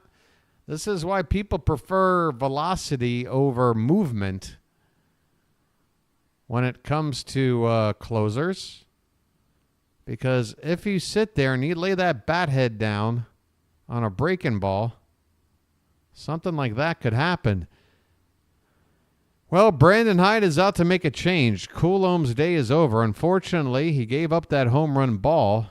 We're going to go back to the pen. Who's coming out here? It's going to be Jacob Webb, who's been busy lately. I know a lot of people out there have been a little sour on Webb. He comes in with a 2.31 ERA. I mean, look at everybody who's been on the mound today. He's got the best ERA of the bunch. Let's hope Jacob Webb can get this final out here in the 7th and maybe a little bit more in the 8th. As the Orioles have another nail-biter on their hands. 6 runs, 8 hits for the Orioles. 5 runs, 8 hits for the A's.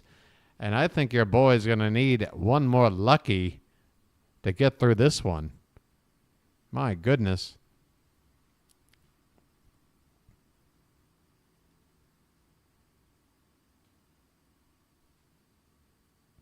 Checking in with the BirdWatcher while driving to the dispensary. Well, Barnacle, may you enjoy.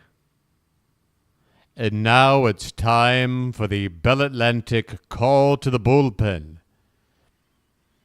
Good afternoon, everyone. This is James Earl Jones for Bell Atlantic. And this is the book that got Bubba cooked. For those listening to my voice that remember that commercial from approximately 1990, well done. I'll never get that commercial out of my head.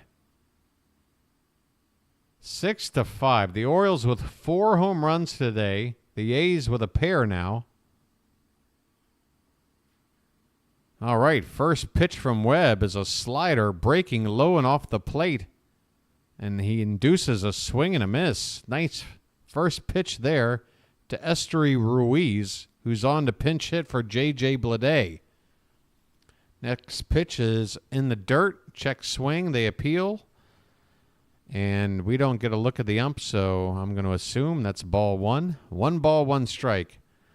Again, Webb with a 2.31 ERA, a whip of a .03. Opponents hitting 214 off of him. And this one is fouled back. 1-2 on Ruiz. 2 down here in the 7th. Base is empty. The A's have a run in on the solo homer from Tyler Nevin. 6-5 Orioles here in the final game of this 3-game series. Here's a line drive caught by Henderson.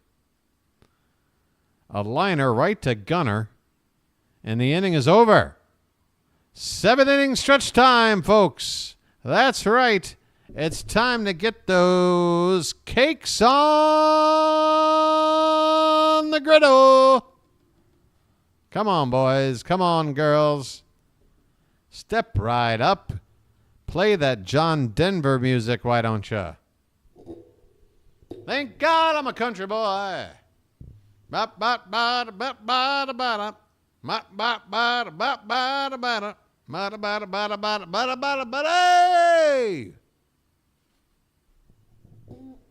That's right.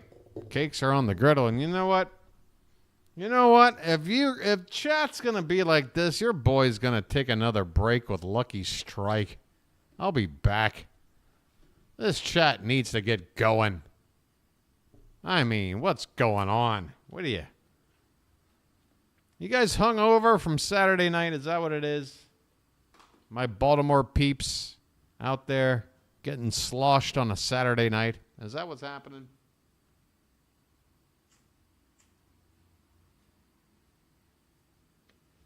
The BirdWatcher can't blame you if that's the case.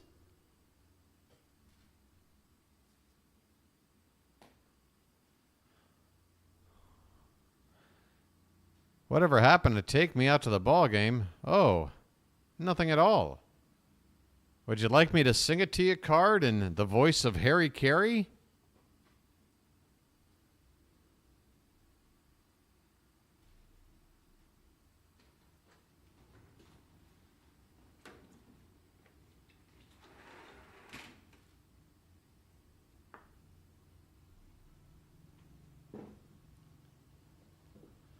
Okay, let me hear ya. A 1, a 2, a 3. You know the rest. Okay, bottom of the 7th we go. How about them apples? No, thank you. Well, I'm here to please. That's what the BirdWatch is here for. I aim to please.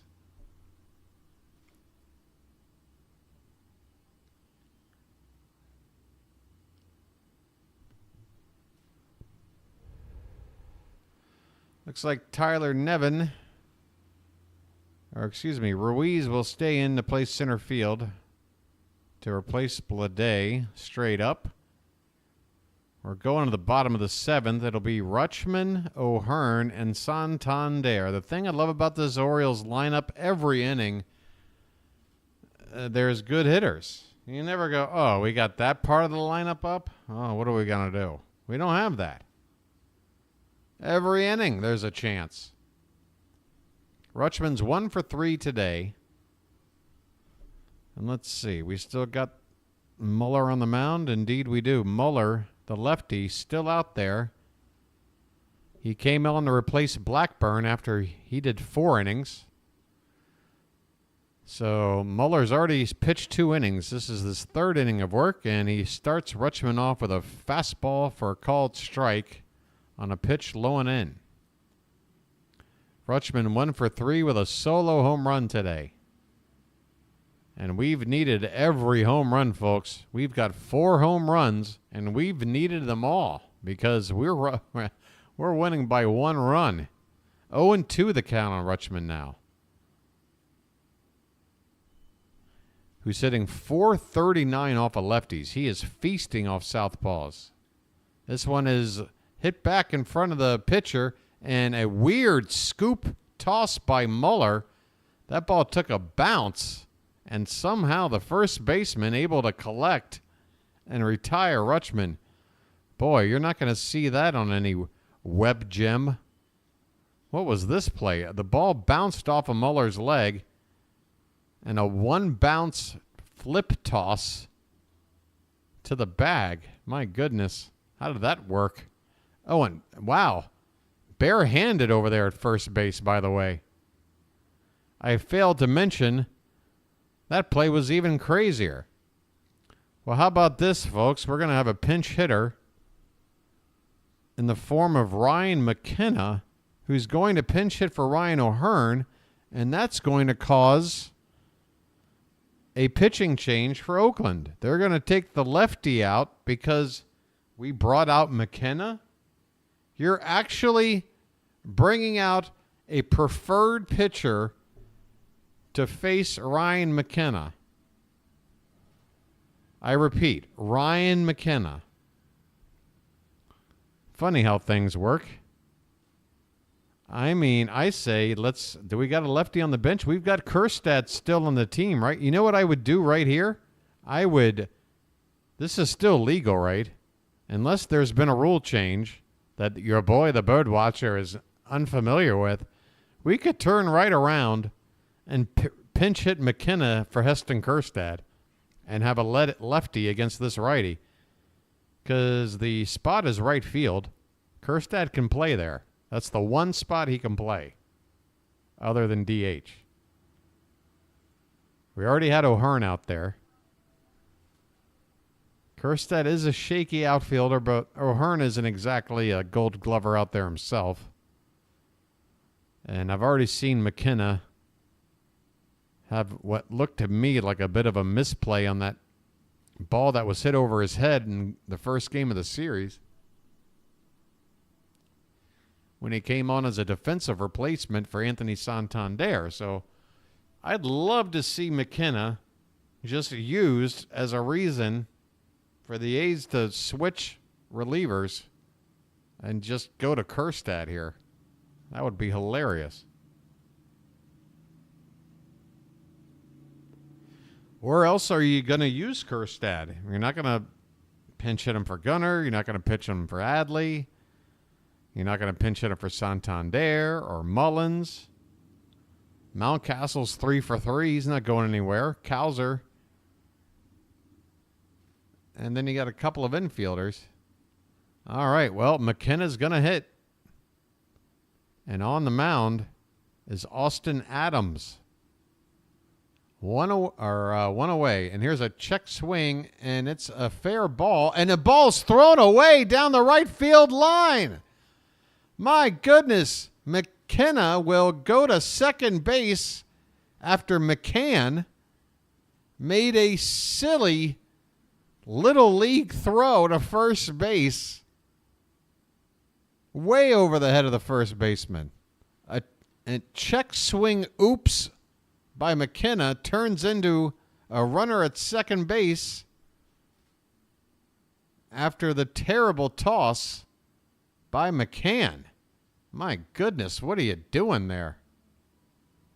That was horrific. Okay. The A's helping us out. We've got a runner in scoring position. Boy, I'll watch that replay again, sure. I mean, that ball, what are you doing? Santander up there, and he swings and misses at the first pitch. McKenna at second base, 1 out. The Orioles need more runs. They are ahead by 1, and that's not enough for me. Santander hitting from the left side.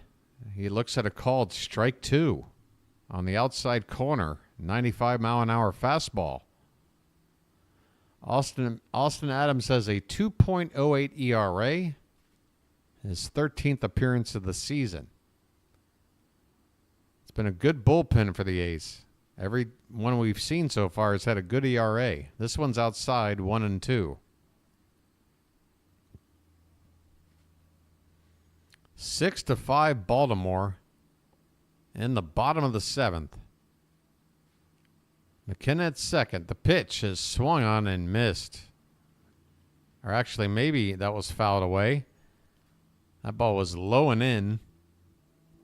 That ball was indeed fouled off toward the dugout. Either way, the count is 1-2.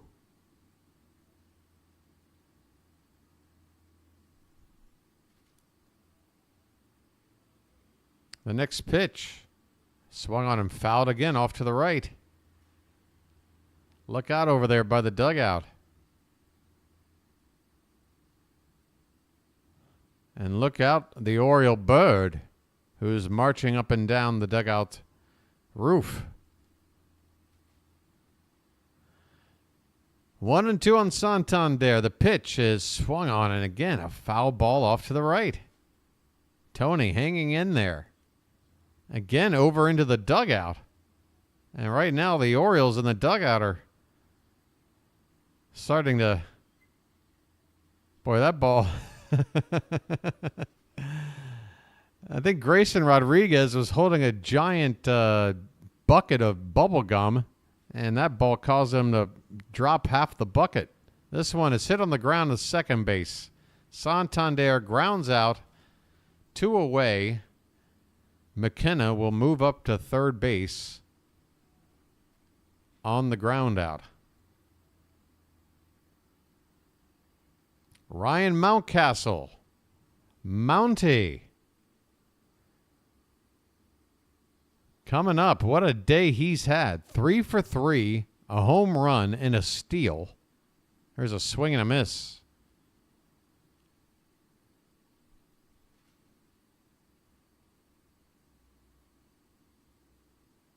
Two out in the bottom of the 7th. 6-5 Orioles.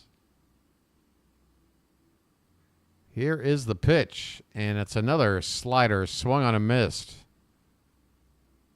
Nice movement there by Adams. Second time Mountcastle saw a pitch in the zone, dip low and outside.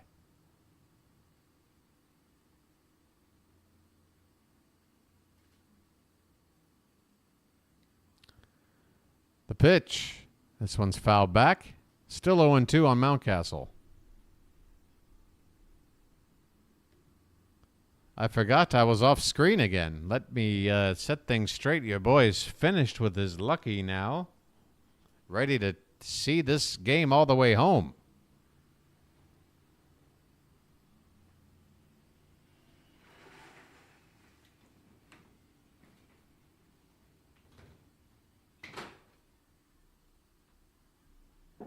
Here's a swing and a miss. Mountcastle strikes out. Adams pumped. My goodness, he's really fired up. The inning is over. We're going to the 8th. The Orioles clinging to a 6-5 lead. My goodness, what a ball game. Your boy, the BirdWatcher, can only take so much. How's everybody doing out there? Enjoying the game today? This banana might need to say hello. All right. It's my last chance at a little bit of energy. This banana brought to you by Chiquita.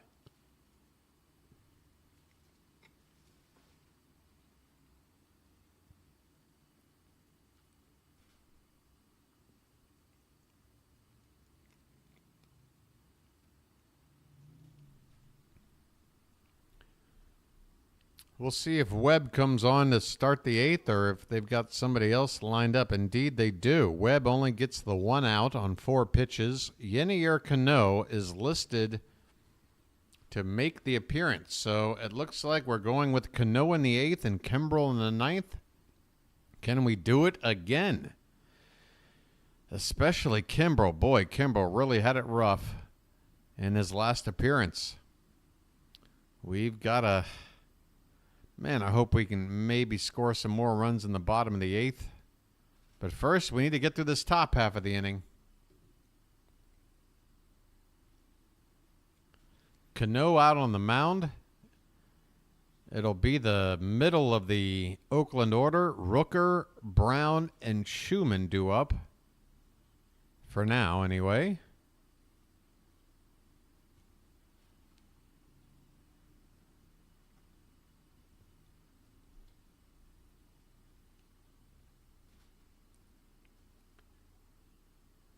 Okay, first pitch by Cano is fouled away at the plate.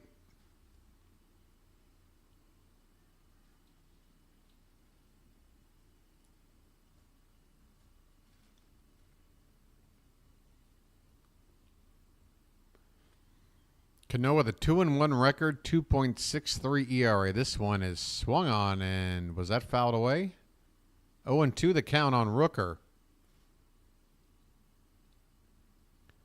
McKenna is now in right field after replacing O'Hearn at the plate.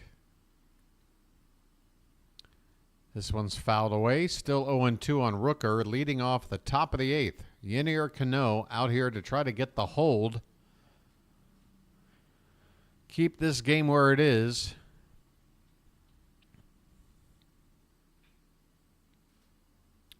The 0-2 is low. 1 ball and 2 strikes.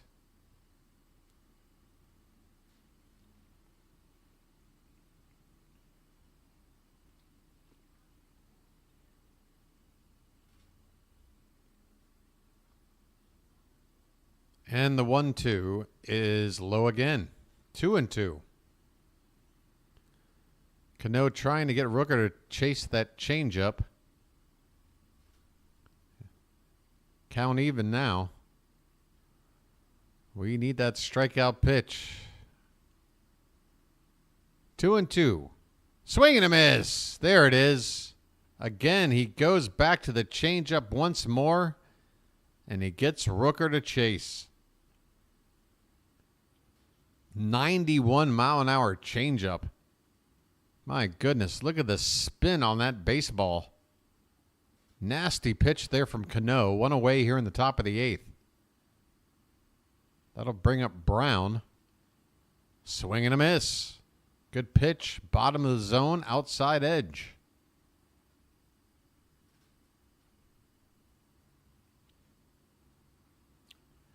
How you doing, the man? Here's an 0-1 way outside. 1 ball and 1 strike.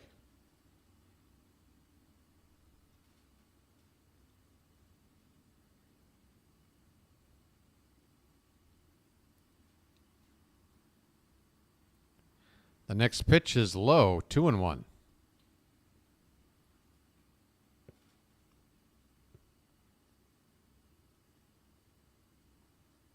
TJ McFarland, former Oriole, who's made an appearance already in the series. The left-hander is getting loose for Oakland. Here's a swing and a miss. Count even up at 2-2 on Brown. Another nasty changeup from Cano.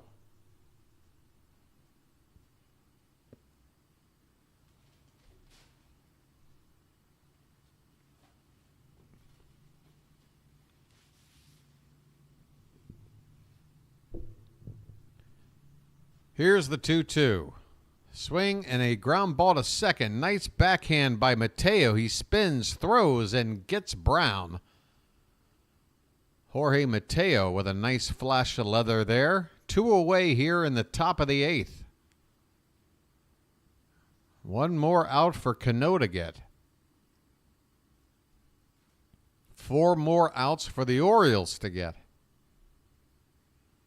Abraham Toro is coming on to pinch hit for Max Schumann. Toro, the switch hitter, will bat from the left side to face the righty, Yennier Cano.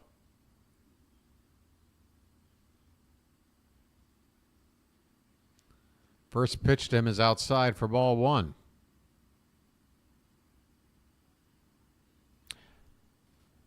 The only drama is the winning kind. I want winning drama. Here's a swing and a chopper behind the plate foul. 1-1 on Toro. 2 down, bases empty. The Orioles with a 1-run lead. The pitch, swinging another tapper, foul off to the right. 1-2. One more strike.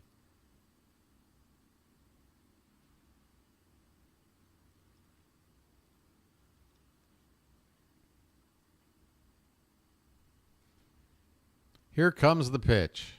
And that's hit on the ground to the second and through. Past Mateo, a base hit. A 2-out single for Toro, the pinch hitter. Both teams now with 9 hits.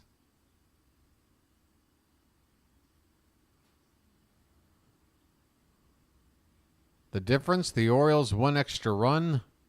The A's with the 1 error. All right. That'll bring Noda up to the plate. 0 for 3 so far today. Here's a swing and a miss on the first pitch. There's that changeup. It's been serving Cano well so far in this appearance. Noda batting just a $145 at the moment.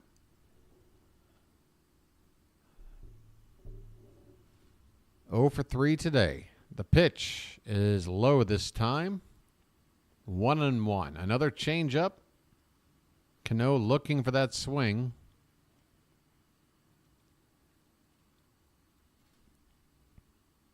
Runner at first, 2 down. And there's a check on the runner. Toro back in.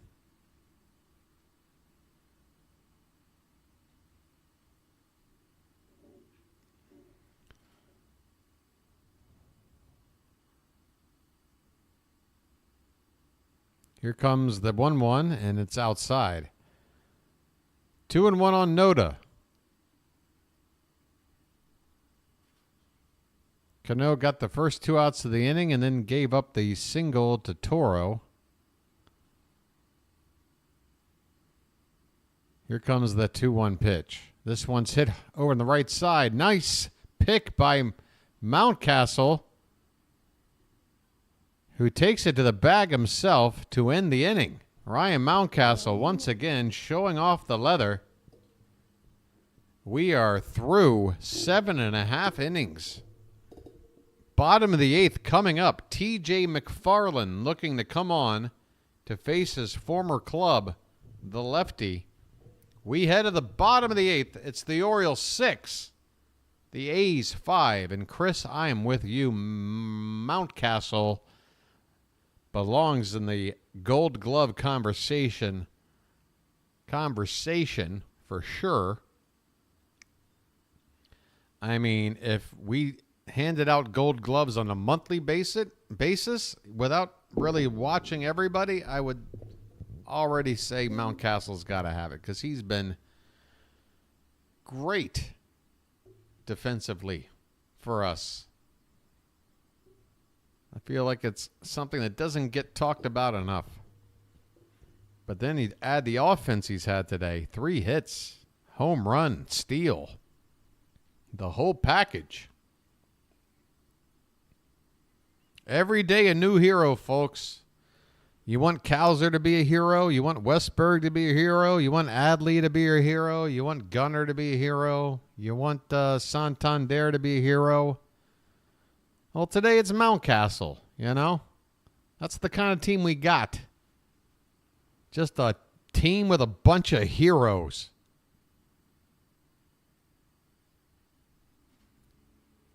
With one objective. I want a pennant. We get to the World Series, I'll figure it out from there. But gosh darn it, your boy, the BirdWatcher, wants a pennant. Okay, bottom of the 8th we go.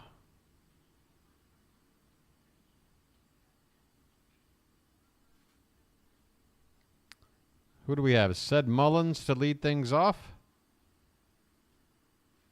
Mullins hitless today, but he still has scored a run and driven in a run. First pitch is a called strike at the bottom of the zone. from T.J. McFarland, making his 16th appearance. No record. Next pitch is hit on the ground softly to short on one bounce, and Mullins is retired. One away here in the bottom of the 8th.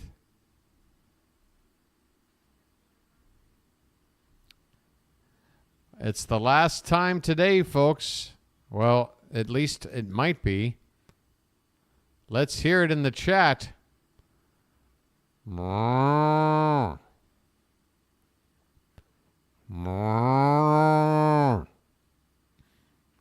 cow goes.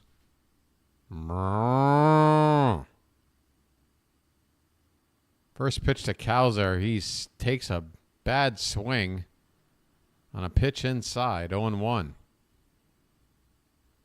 Cowser 1 for 3 today. He had a RBI double back in the second. This one's a called strike 2. That one was off the plate. Craig Kimbrell is getting loose. He will be the pitcher in the 9th unless the Orioles put up a big chunk of runs here. The 0-2 to Cowser is a called strike 3 at the bottom of the zone. Boy, that's tough. 2 of the 3 pitches were called, and both were out of the zone. That last one just outside the bottom of the zone.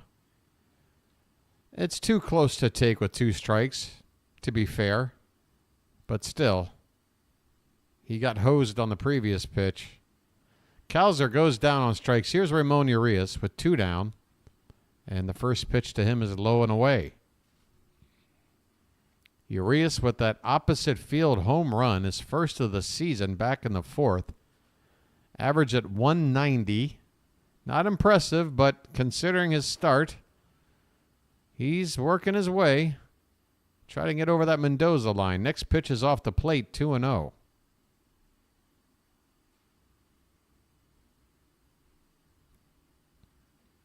And that one catches the inside edge. 2 balls and 1 strike. Bases empty, 2 down, bottom of the 8th. The Orioles ahead 6-5.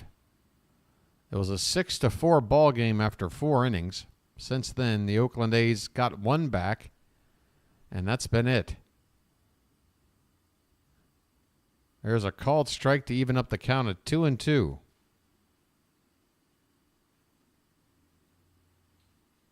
Next pitch is low. What? Called strike 3. Get out of here, ump. And McFarland's got a smile on his face like he just stole a cookie out of the cookie jar. What a terrible call by the umpire. Right on the heels of hosing Colton Cowser, that pitch was even worse. That ball was low and outside, low and inside to Urias. And it's a called strike 3 to end the inning. My goodness. I mean, get out of here, ump. It was low and inside. We go to the 9th. 3:08 a.m. local time for your boy, the BirdWatcher. Trying to see another win home. Trying to see another series win home. And can we hit 570, folks? Just trying to get one more sub. Just, you ever go and try to get that last bit of shampoo out of the bottle? You're just convinced if you just keep squeezing and shaking, you'll squeeze one more use of shampoo out of there. That's what your boy, the BirdWatcher, needs right now. One more squeeze out of the old sub bottle. Get it to 570. What do you say? I mean, folks, at this point, with the lack of subs today, your boy's asking one of you who's already subbed if you got a second account. Sign up. My goodness. All right. There we go. Thank you so much, everybody. My goodness. Your boy calling a tough game at 3 o'clock in the morning. If it's pity subs I'm getting right now, your boy will take it. Your boy is a humble watcher of birds. And I'll leave the sub screen. Thank you so much, everybody. Hey, can we get the 575? Okay, I'm asking too much. All right, Kimbrel's out on the mound. First pitch is low and away to Hernaiz. And I just saw something that really upset me.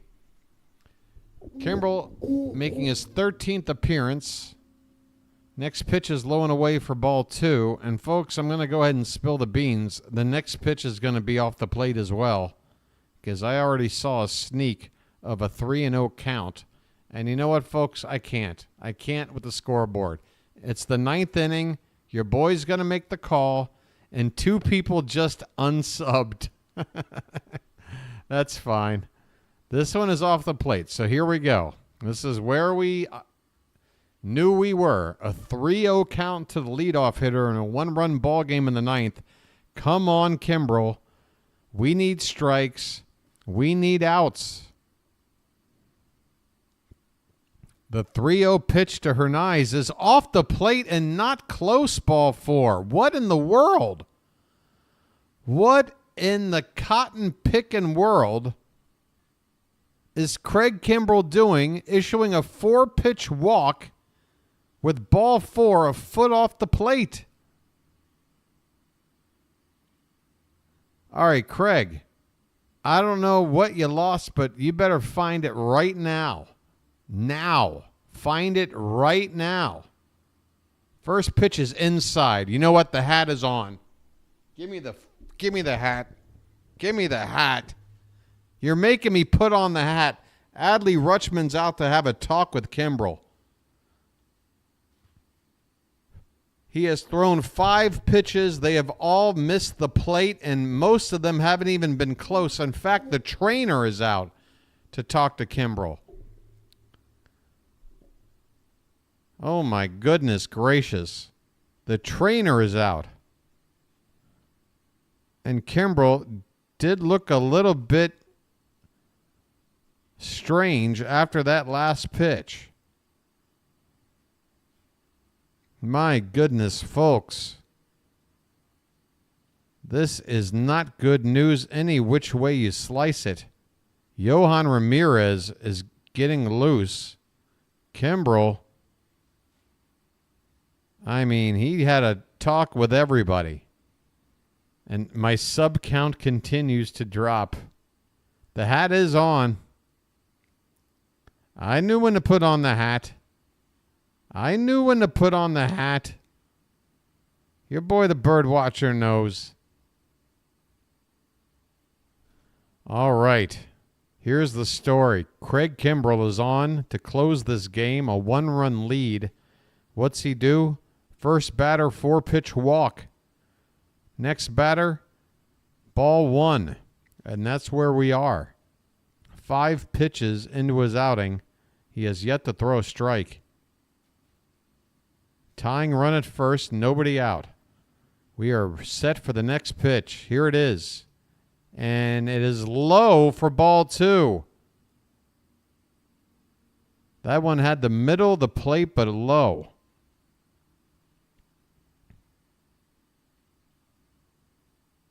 McCann at the plate. And here's a check on the runner at first. My goodness.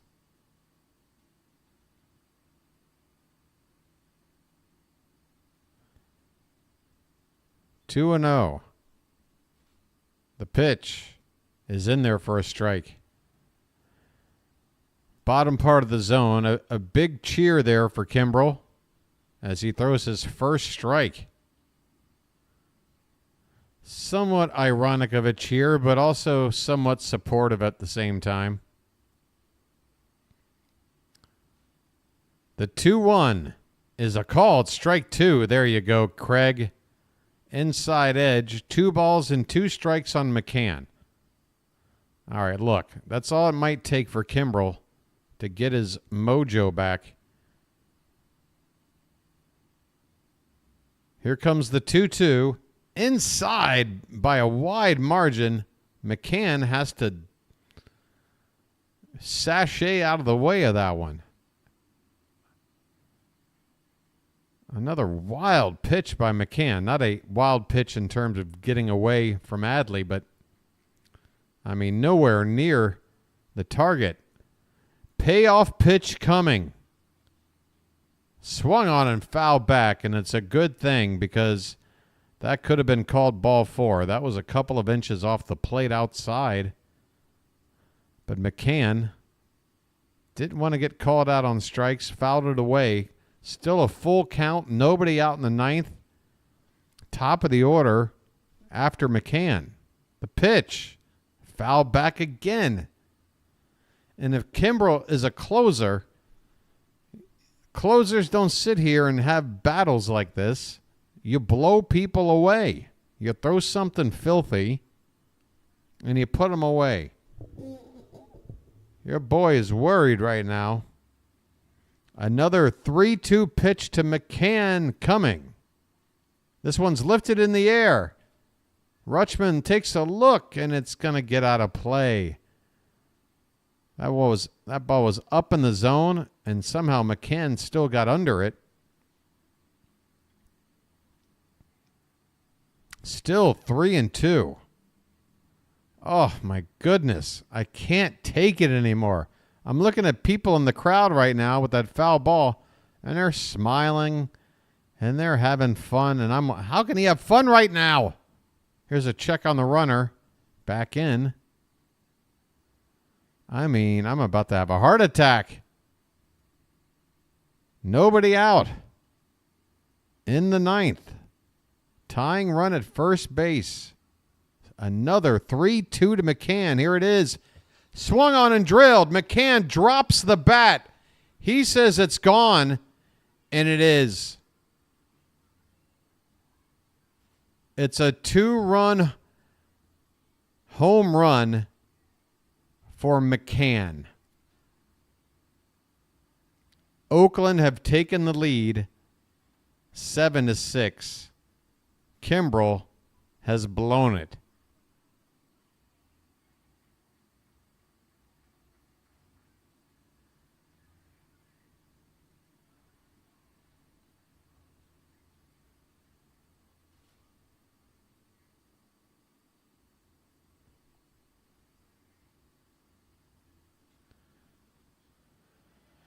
Craig Kimbrel comes in, gives up a 4-pitch walk and a home run. The 6-5 advantage is now a 7-6 deficit. Still nobody out in the 9th.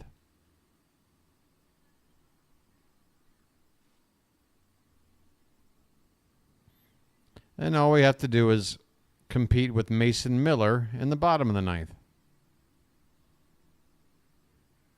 Backup catcher. Just took our closer deep. Dropped his bat like he was Jose Bautista.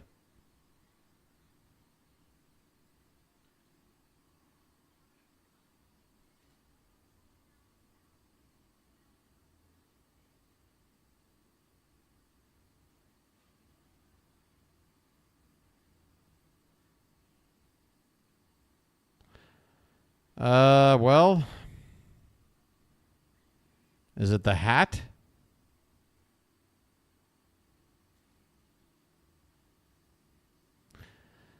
The Orioles are in danger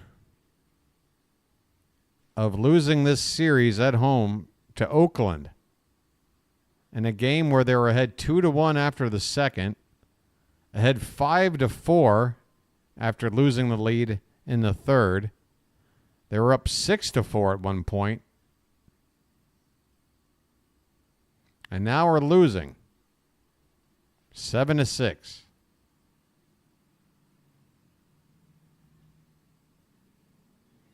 It's the hat and the singing. Well, thank you, my friend. Thank you for making me feel like it's indeed all my fault. That's a way to take this gut punch feeling I have and make it feel even worse.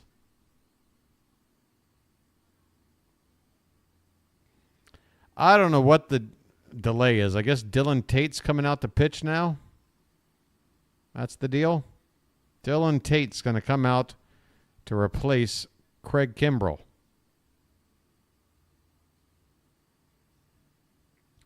Eleventh appearance of the season for Tate. 1-0 record. ERA of 3.09.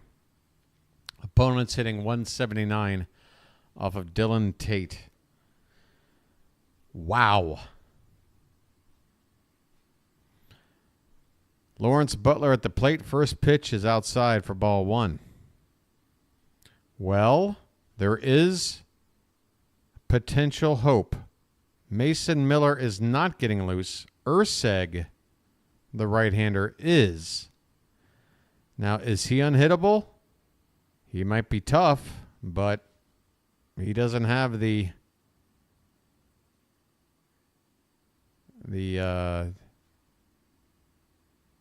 this pitch is a called strike at the top of the zone. 3-1 on Butler. He doesn't have the reputation of Miller.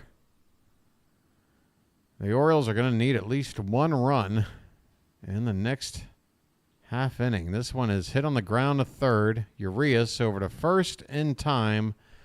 One out in the ninth as Dylan Tate gets the first out of the inning.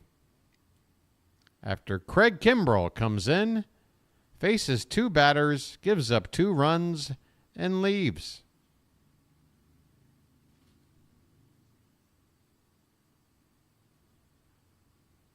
Craig Kimbrell, everybody. Here's Nevin. First pitch to him is a called strike. Sweeper, top of the zone. Nevin's 2 for 4. He homered in his last at-bat. There have been, I believe today, 7 home runs between these two teams. Next pitch is swung on and missed. 0-2 the count.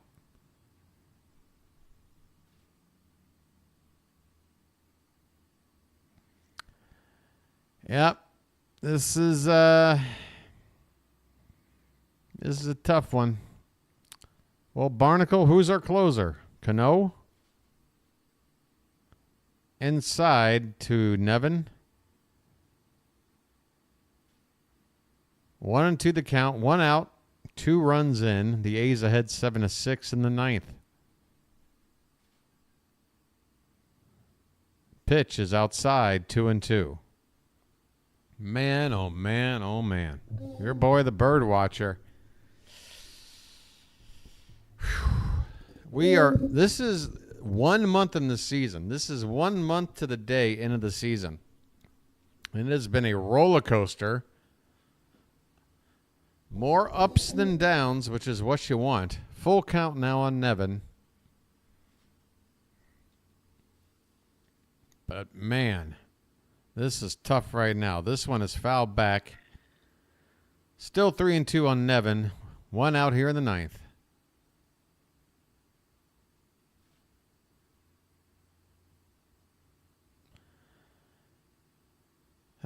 Boy, the payoff pitch. Hit in the air. Right side. Mountcastle having a look, but it will reach the stands by about 4 rows. We'll do it again. Your boy, the BirdWatcher, is what they call crestfallen at the moment. I have a crest, and it has fallen here in the ninth inning. Another 3-2 is hit up the middle, second base side. Mateo with it, over to first in time. 2 down. Tate has come on and got the first 2 pitchers he's faced. It's almost like he knows how to close a ball game or something. Maybe not come out and issue a 4-pitch walk to Darrell Hernandez. A guy whose name I'm still not quite sure if I'm pronouncing right. Yeah, he's hitting under 200. We're ahead by 1 run in the ninth. Let me issue a 4-pitch walk and then give up a home run. Let me do that. Esteury Ruiz is at the plate. 1-1 the count on him. Your boy, the BirdWatcher, feeling bitter right now. My friend, I tell you what, I don't have a reason to sing right now, but I got news for you. If singing bothers you, you're in for a surprise, because it's a long season. This one is outside 2-2. So, my friend, if singing bugs you, well, congratulations. The rest of the game, you're not going to hear one single note from me. But going forward, I would be advised. Here's a swing and a miss. Tate gets the strikeout, and the inning is over. But damage done. Worst case scenario, Kimbrel comes out, gives up a walk and a home run to the backup catcher of the Oakland A's. Not Kyle Tucker, mind you. Not like Kyle Tucker did us last season. No, the backup catcher on the Oakland A's. Blowing the save. We go to the bottom of the ninth. My goodness. Just a joke. I'm sorry too, my friend. You know how sometimes the tone of a joke in chat, it's hard to pick up. And when somebody is clearly in a mood that is not good, they tend to read things and take the worst. But it's no problem, my friend. Your boy, the BirdWatcher, is going to hang in there. We got 3 outs. That's all I know. We got 3 outs, and we're playing a team that, A, ain't that good. We've hit 4 home runs off of them already, for crying out loud. B, they're not going to their best closer guy. They're going to their second best guy. This guy's got a tough ERA. Urseg. So at least it's not the guy throwing 103 miles an hour. Maybe this guy only throws like 98. So maybe those few miles an hour. Yeah, Miller's not in. He never warmed up, and he ain't coming in. Mateo is in at the plate. He walked his last time up. He also has a single today. And folks, bottom of the ninth, we return to the subscreen. Urseg, 1-1 record, 1.69 ERA. Opponents hitting a $1.89 off of him. First pitch is low and away to Mateo. There you go. That's how you start. A pitch off the plate. Mateo. Any way you can, buddy. You got to get on base with that speed. Next pitch catches the outside corner at the knees for a called strike. 1-1 on Mateo.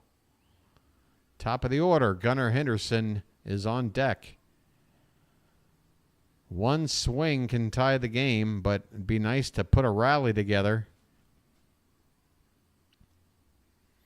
The 1-1 pitch is a called strike, and that's on the... Oh, God, that's off the plate outside, ump. Come on. You expect Mateo to swing at that? 1-2 the count. Swing and a miss. A 99-mile-an-hour fastball blows Mateo away. Absolutely blown away. Way late on that swing. That ball was already in the glove. My goodness. One down here in the bottom of the ninth. Here's Gunnar Henderson. It showed 99 on the gun for me there, Baxter, but if it said 100 for you, I believe it. 0-1 on Henderson. 0 for 4 today. Next pitch is swung on a miss. That one read 100. That one read 100. Wow, there are some flamethrowers in this Oakland bullpen, as Narniak pointed out earlier in the series. Henderson with 2 strikes. Next pitch is upstairs. 1-2. I mean, with stuff like this, you just got to pick a location and time it. Henderson fouls this one away. That one was only 99 miles an hour. Still 1 ball and 2 strikes, 1 out here in the bottom of the 9th. The Orioles down a run. And if we can't come back here, might be the toughest loss. This one's hitting the left field, but it stays up. Henderson goes opposite field, but the left fielder in the right spot to make the catch. All that real estate out there and left, but Henderson hits the ball right to Seth Brown. 2 down in the 9th. Adley Rutschman coming up. Come on, Adley. Come on. We need a miracle. First pitch. Called strike. Inside corner. Knee high. Man, oh man, oh man. Hang in there, Adley. Next pitch is fouled back, and the Orioles are down to their last strike. My goodness. Fingers crossed, Barnacle. It would be unbelievable if you could do it. Down 0-2. Here comes the pitch. And there it is. Swing and a miss. Adley absolutely whiffs. Ursig comes in to get the save. The A's take the win and the series, both by blown saves from Craig Kimbrell. This has been a series to forget, folks. The Orioles finding several different ways to lose today. Final score, Oakland 7, Baltimore 6. Wow. Kimbrell gets the loss. T.J. McFarland the win. Ursig with the save. 7 runs, 10 hits, 1 error for Oakland. The Orioles, 6 runs, 9 hits, no errors. This is the toughest loss your boy, the BirdWatcher, has had to swallow. Thankfully, we don't have an off day tomorrow, because I think the last time I felt this bad was the walk-off against Pittsburgh, and we had an off day after that where I had to sit there and think about it for almost 2 days straight. This one is going to hurt. It's going to hurt. But your boy, the BirdWatcher, look, we're now 17-10. What is 17-10 as a record? Let me see. Let me take a look real fast. Again, it's all about keeping that 600 winning percentage, folks. That's where you want to be. Okay. Well, the Yankees are 18-10. That's a 643. Not updated yet. We're 17-10. I mean, come on, people. We're going to be okay. It's just that was a bad series. Okay, here we go. 63% win. I mean, folks, we're still on a fine pace. We're still on a fine pace. We just took a really bad series loss at home to Oakland. What are you going to do? I mean, let's be honest. We all looked at the schedule and said, oh, we get Oakland at home in April? Hey, well, there's at least a 2-win chunk of games there. Maybe a sweep. But this is baseball. We got to play the games. I can't wait to wipe the slate clean on this one, folks. I would go over all the box score information, but your boy, the BirdWatcher, is just too darn pooped out. We got to come up with a solution for Craig Kimbrell, folks. He was doing well. He was doing well. Had one shaky outing at the very beginning of the season and then made about 9 or 10 appearances where everything was looking good. But that's 2 straight save situations against a team, against batters. Again, who are these guys? Who are these guys? McCann. McWho? He's like the 12th most famous catcher named McCann. All right, folks. All right. We're going to shake it up. Let me see what time first pitch is tomorrow. Okay, everybody? And your boy will get out of here for you. Thanks for hanging around. Wow. So it's another 6:35 first pitch. They like these early start times now, don't they? That's 5:35 a.m. for your boy, the BirdWatcher. You'll be watching the sunrise over my shoulder as I call the game as the sun sets in Baltimore. Orioles, Yankees tomorrow. Grayson Rodriguez on the mound, I believe, against Clark Schmidt. So you're going to want to be here, folks. Tune in at 6:25 p.m. tomorrow. Hit that notification bell if you need a little reminder. And folks, on your way out the door, go ahead and hit that like button if you haven't already.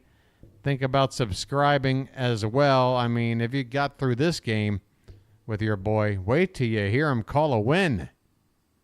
Thanks for being here, everybody in chat. Barnacle, Matt, the man, Janet, thanks for modding. Baxter, Patrick, my friend, Card Crazed, thanks for modding. Narniac, Fox, Base. Did I say your name already? Now I'm going to start repeating. Josh, everybody. Really appreciate it. I hope everybody has a good rest of their Sunday. Try to put this loss behind you. We're going to come back strong tomorrow, folks. You know why? Because it's the Yankees. I got one more thing to tell you, folks. When I was 11 years old, going on vacation in Ocean City, Maryland, your boy, as an 11-year-old, was on the boardwalk at one of those custom T-shirt shops. And he looked at all the designs on the wall. And he found one that he couldn't resist. And he got that shirt made and wore it around proudly for years. You know what that shirt said? It said this: I root for two teams, the Orioles and whoever's playing the Yankees. That's right. Your boy, the BirdWatcher, hates the Yankees. So come on back tomorrow. 4 nights against the Yanks. Let's go. Take care till then, everybody. This has been your boy, the BirdWatcher, and I'll chirp at you later.